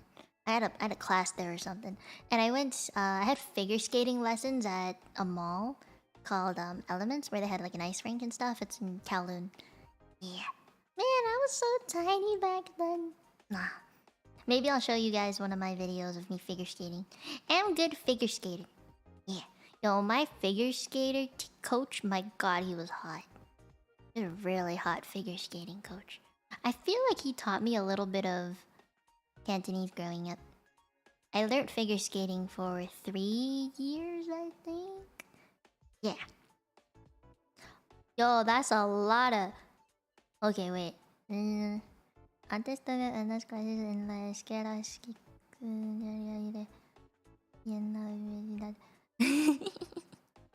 practically a prerequisite. Oh, cool. Ah, that's why the beautiful legs. Thank you! You noticed. Yo, my legs look so long in that picture though. Hold on, I'm gonna find it. My leg photo. Leg photo? Where are you? Feet? Feet? Feet. Prepare for feet. Feet. I see. Feet. Feet, feet, feet. Feet. Is feet. Well, that was easy to find. I actually have a picture of my bare feet. Do you guys remember my bare feet pic? Hold on, let me see if I can find my bare feet pic. I want to find my bare feet pic. It is in here somewhere.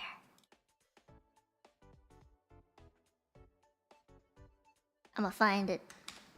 I am gonna find it. It is in here somewhere. Oh, oh. Aha! I hath found. I hath found. Oh wow. You ready? Pew. Fit. Hear a lot of reverb? Yeah, my room is high ceiling and I have no soundproofing. Fit. Is my feet. Feet. It's my gurk. Untitled Chapter. Fan service? Yeah. I posted this before though. Pancha. Untitled Chapter. Yay, Chang. It's actually not that long. I actually have really short legs. Oh, look, my toes. My toes. Okay, keep in mind, my feet had just been on the grass and it went swimming and it was kind of gross, okay? So I don't have the cleanest feet here because I was stepping on dirt, but... Feet! Here, ready? 3, 2, 1. That's all you get. Wait, wait, hoot? Feet. Feet! Actually, more like legs and feet. Hey, look, I got...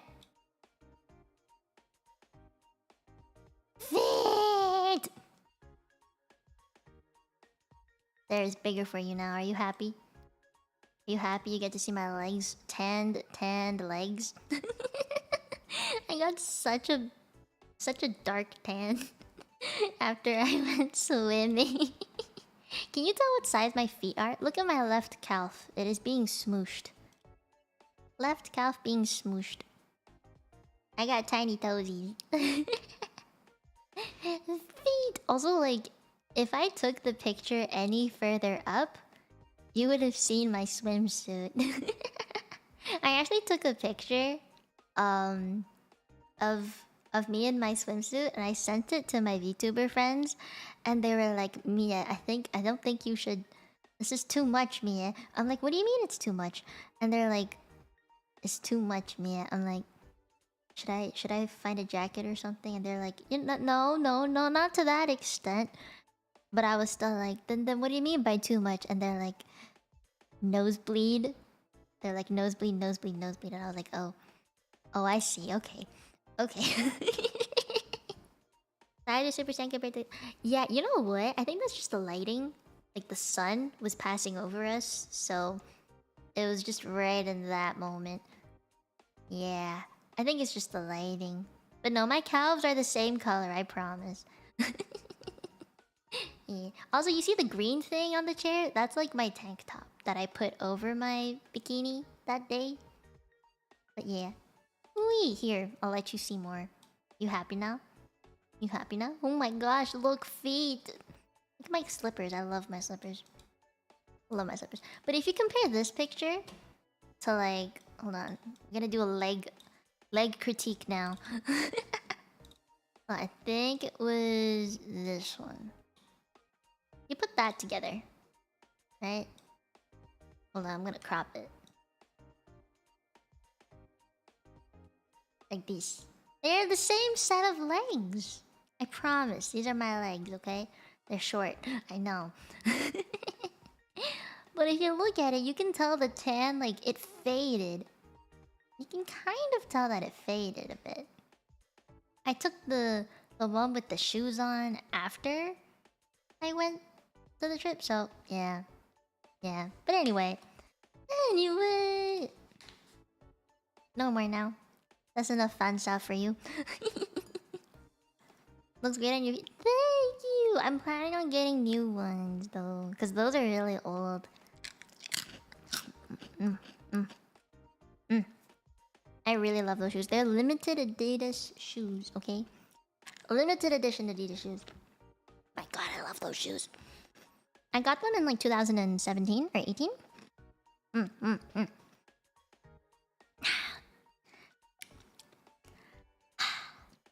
there anything else I should have talked about today that I feel like I didn't talk too much about languages today. I feel like there was something else I'm missing. There's something I should have talked about today, but I don't know what it is. Something. There's something. What is it though? My brain doesn't know. I was supposed to talk about something today and I just entirely forgot. I entirely forgot what I was gonna say. Fuck. It's okay. It's whatever.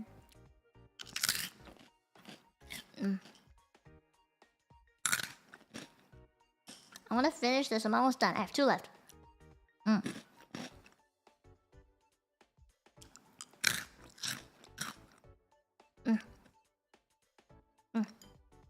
Okay. You're thinking too? Anything upcoming? This... Ooh. I dropped. This Thursday I have a collab. Ow, that hurt my ears. Why are my friends texting me right now? It's 2:30 in the morning. Yeah, I have a collab on Thursday with Mim.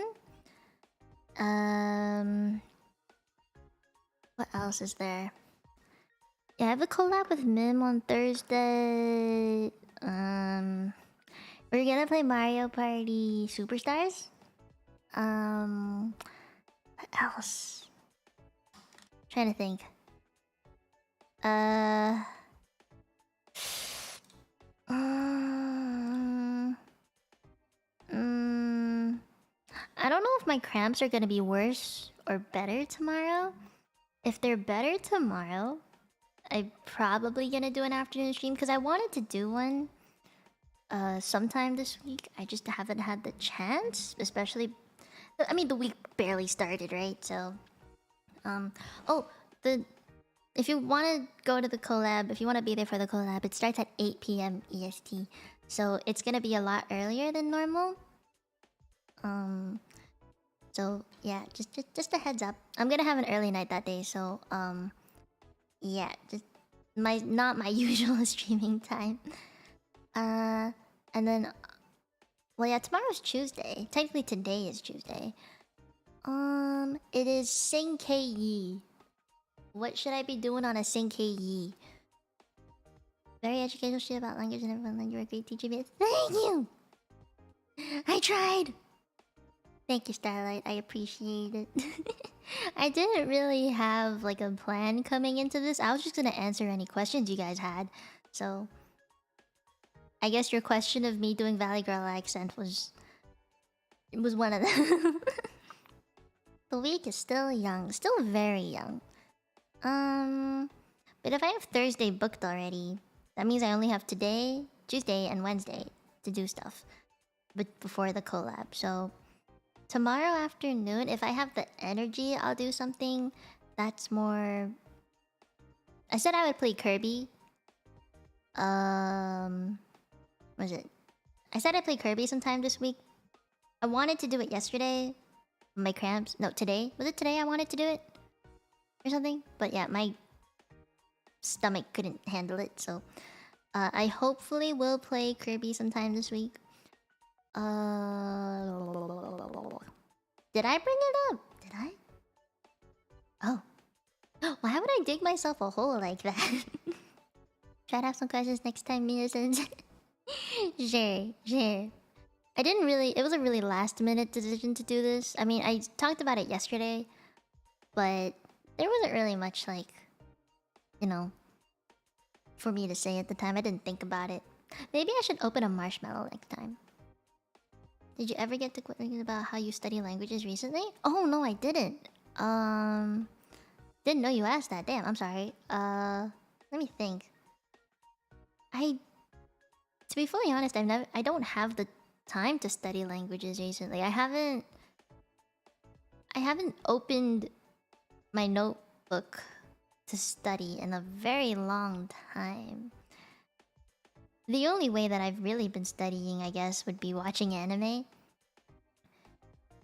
I've kind of lost the ability to watch anime without subtitles. If it's more of like the isekai genre.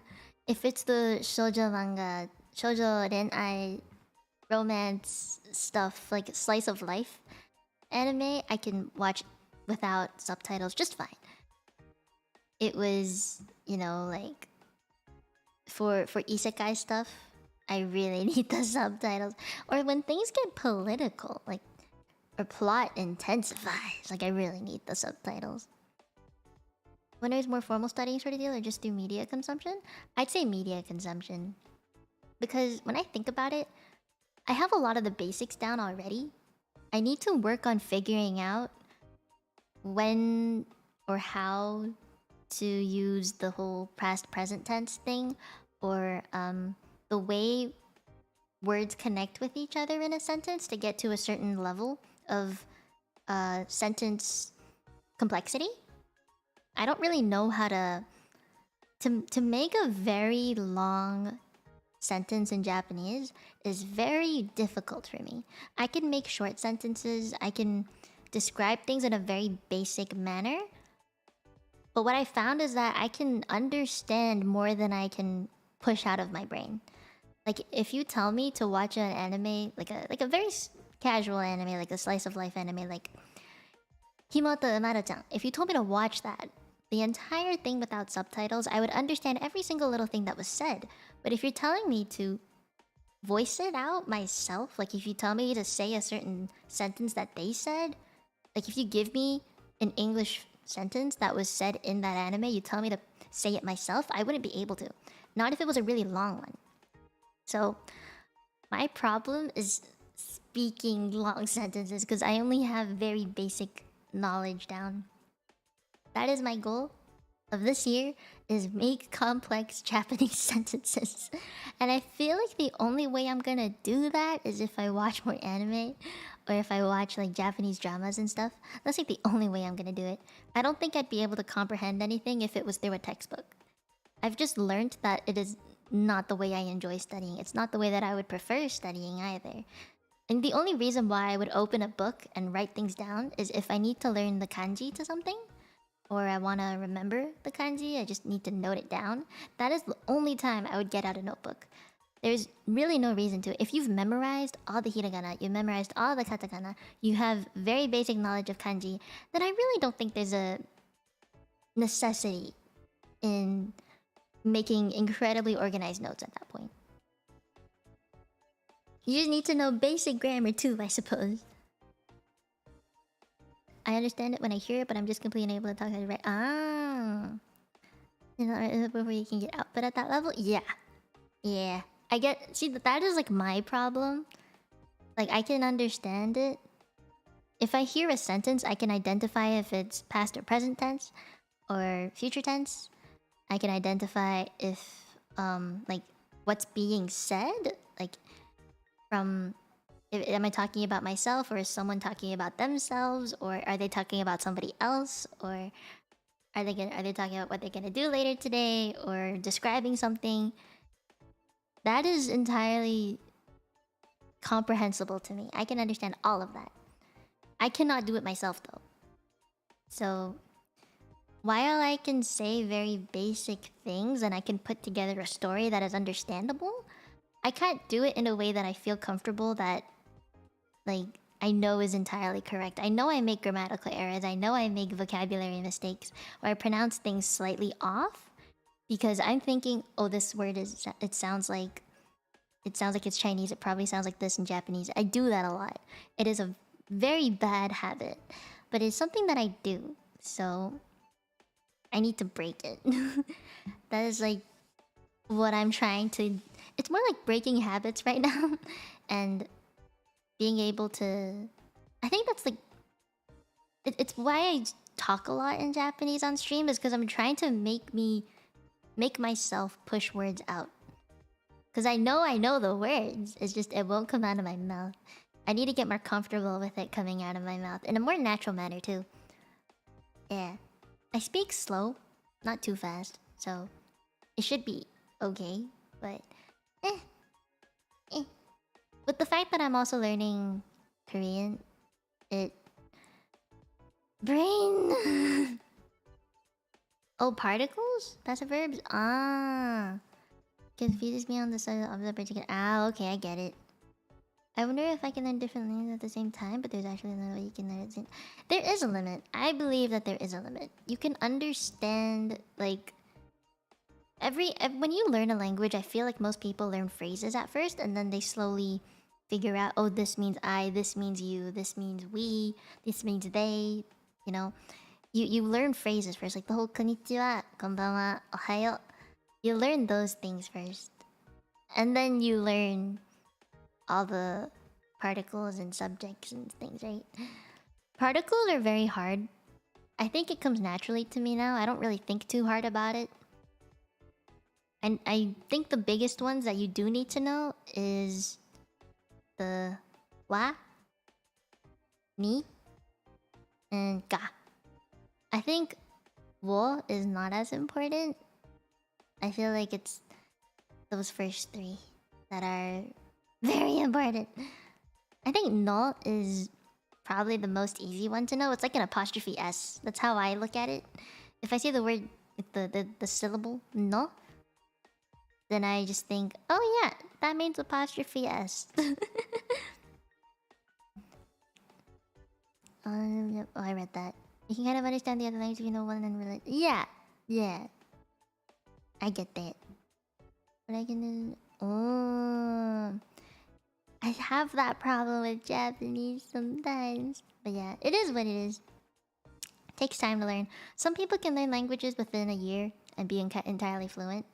Some people need much longer. And considering how I've had so many years with all the languages I've learned, like there's always gonna be a time where you don't study it and then you study it again. It's very hard to be consistent.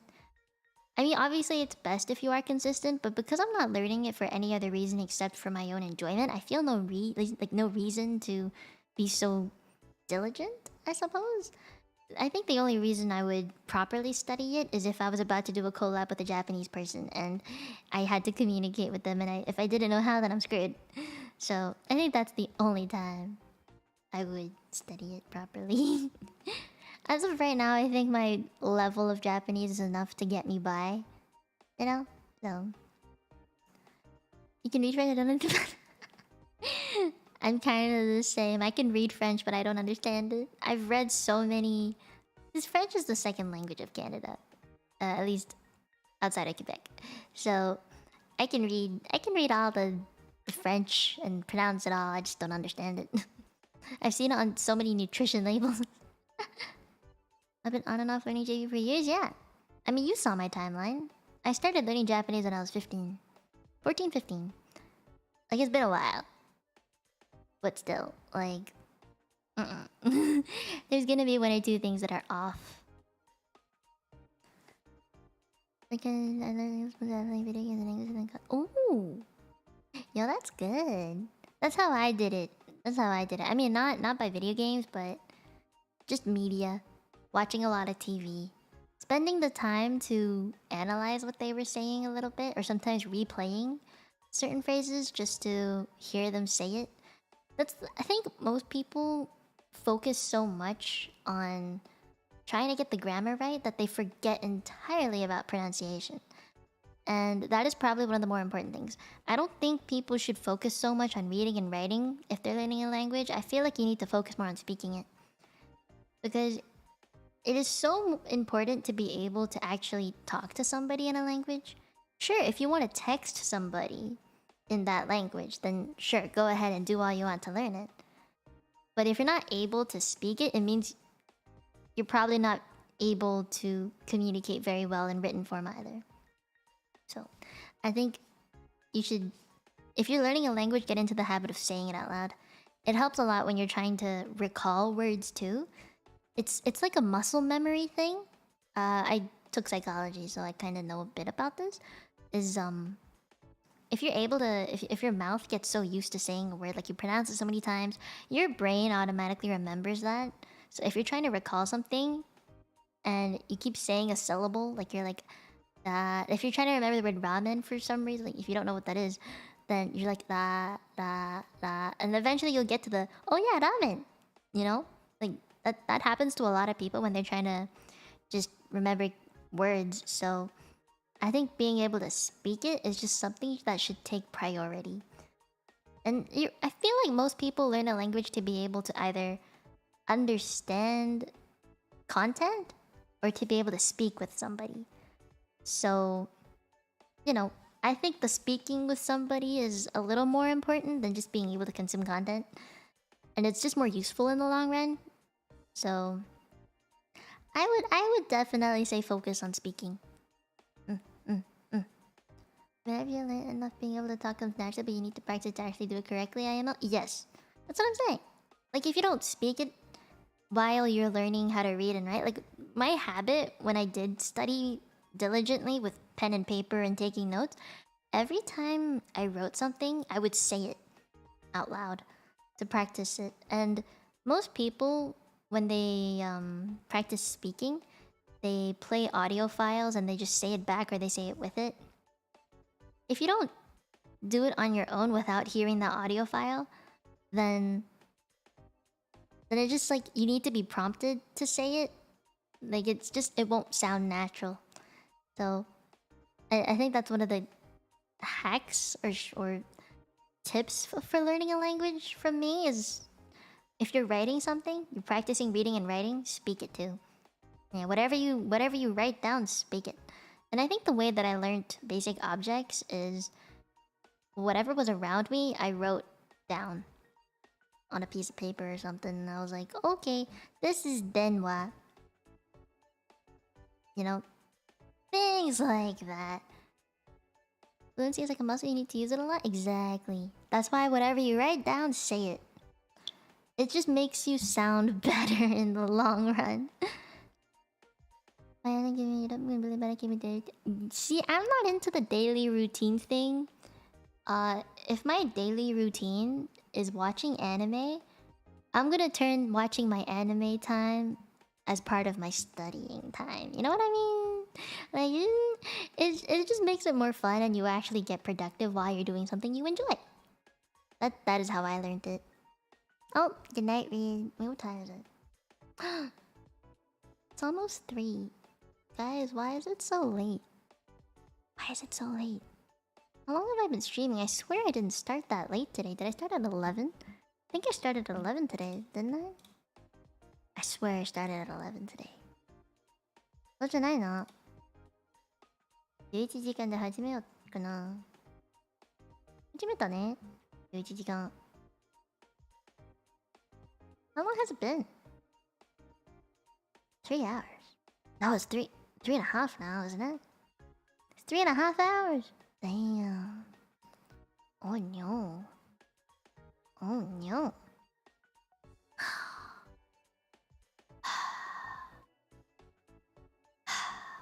Why is it so late? なんでなんでだよなんで Mean for speaking out every day?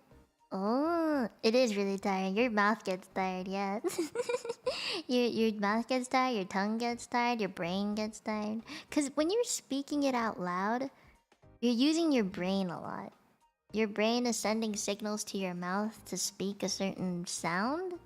Your brain is also trying to comprehend and piece together sentences and phrases.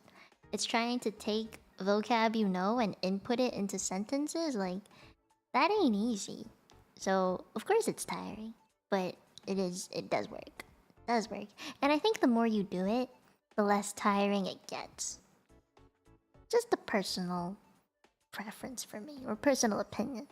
The more you do it, the less tiring. It's kind of like working out, you know? The more you work out, the less tiring it gets. Build endurance, brain endurance, plasticity of the brain, you know? But yeah, I'm gonna go to bed. It's way too late. Probably gonna stream tomorrow. I just don't know what. I kind of want to stream a game, but don't know what game to play, especially in the afternoon. Like, if my cramps aren't bad, I'll try and stream Kirby. If it's too bad, then I might do a chill game, like Boundary. No, I don't want to play Boundary with nails.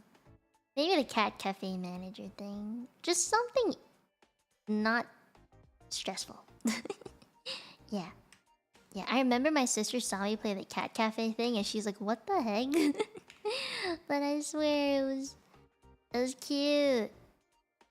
It was very cute. It was a very cute game. I should play it again.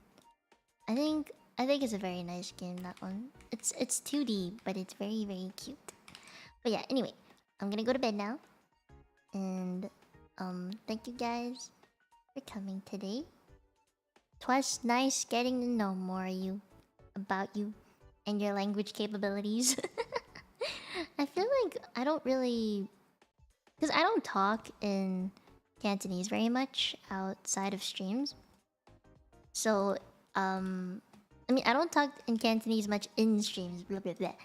So, the fact that I'm able to talk to you guys today in Cantonese is very interesting. I didn't know that many of you knew Cantonese in the first place, so... That was new. Now I know that if I swear on stream, you guys are gonna know and you're gonna call me out. So I gotta be careful. Yeah, I will see you guys. And thank you for coming and talking with me today. I don't really know if I was that educational, but I'm glad I tried. I tried. And if I'm good tomorrow, I'll see you in the afternoon. If not, I'll see you tomorrow night for something I don't know. But I do want to definitely stream tomorrow. So yeah. I'll see you guys. Good night, everybody. おやすみな SMORT. Ultimate. Mami. Bye bye. Bye bye. Bye, Wolf King. Bye bye. Bye, Smartman. Bye, Twister. Bye bye. Bye bye, Billy. Bye, Starlight. Bye, Sagirasi. Bye, Jen. Bye bye. Bye, Bye bye. Bye.おいおいおい。あ、ポケさんまだいるの。あ、バイバイ。もう寝るよ。バイバイ。バイバイ。バイバイ。チルノ。バイバイ。I'll see you guys. バイバイ。あつみ。バイバイ。バイバイ。バイバイ。まみないでー。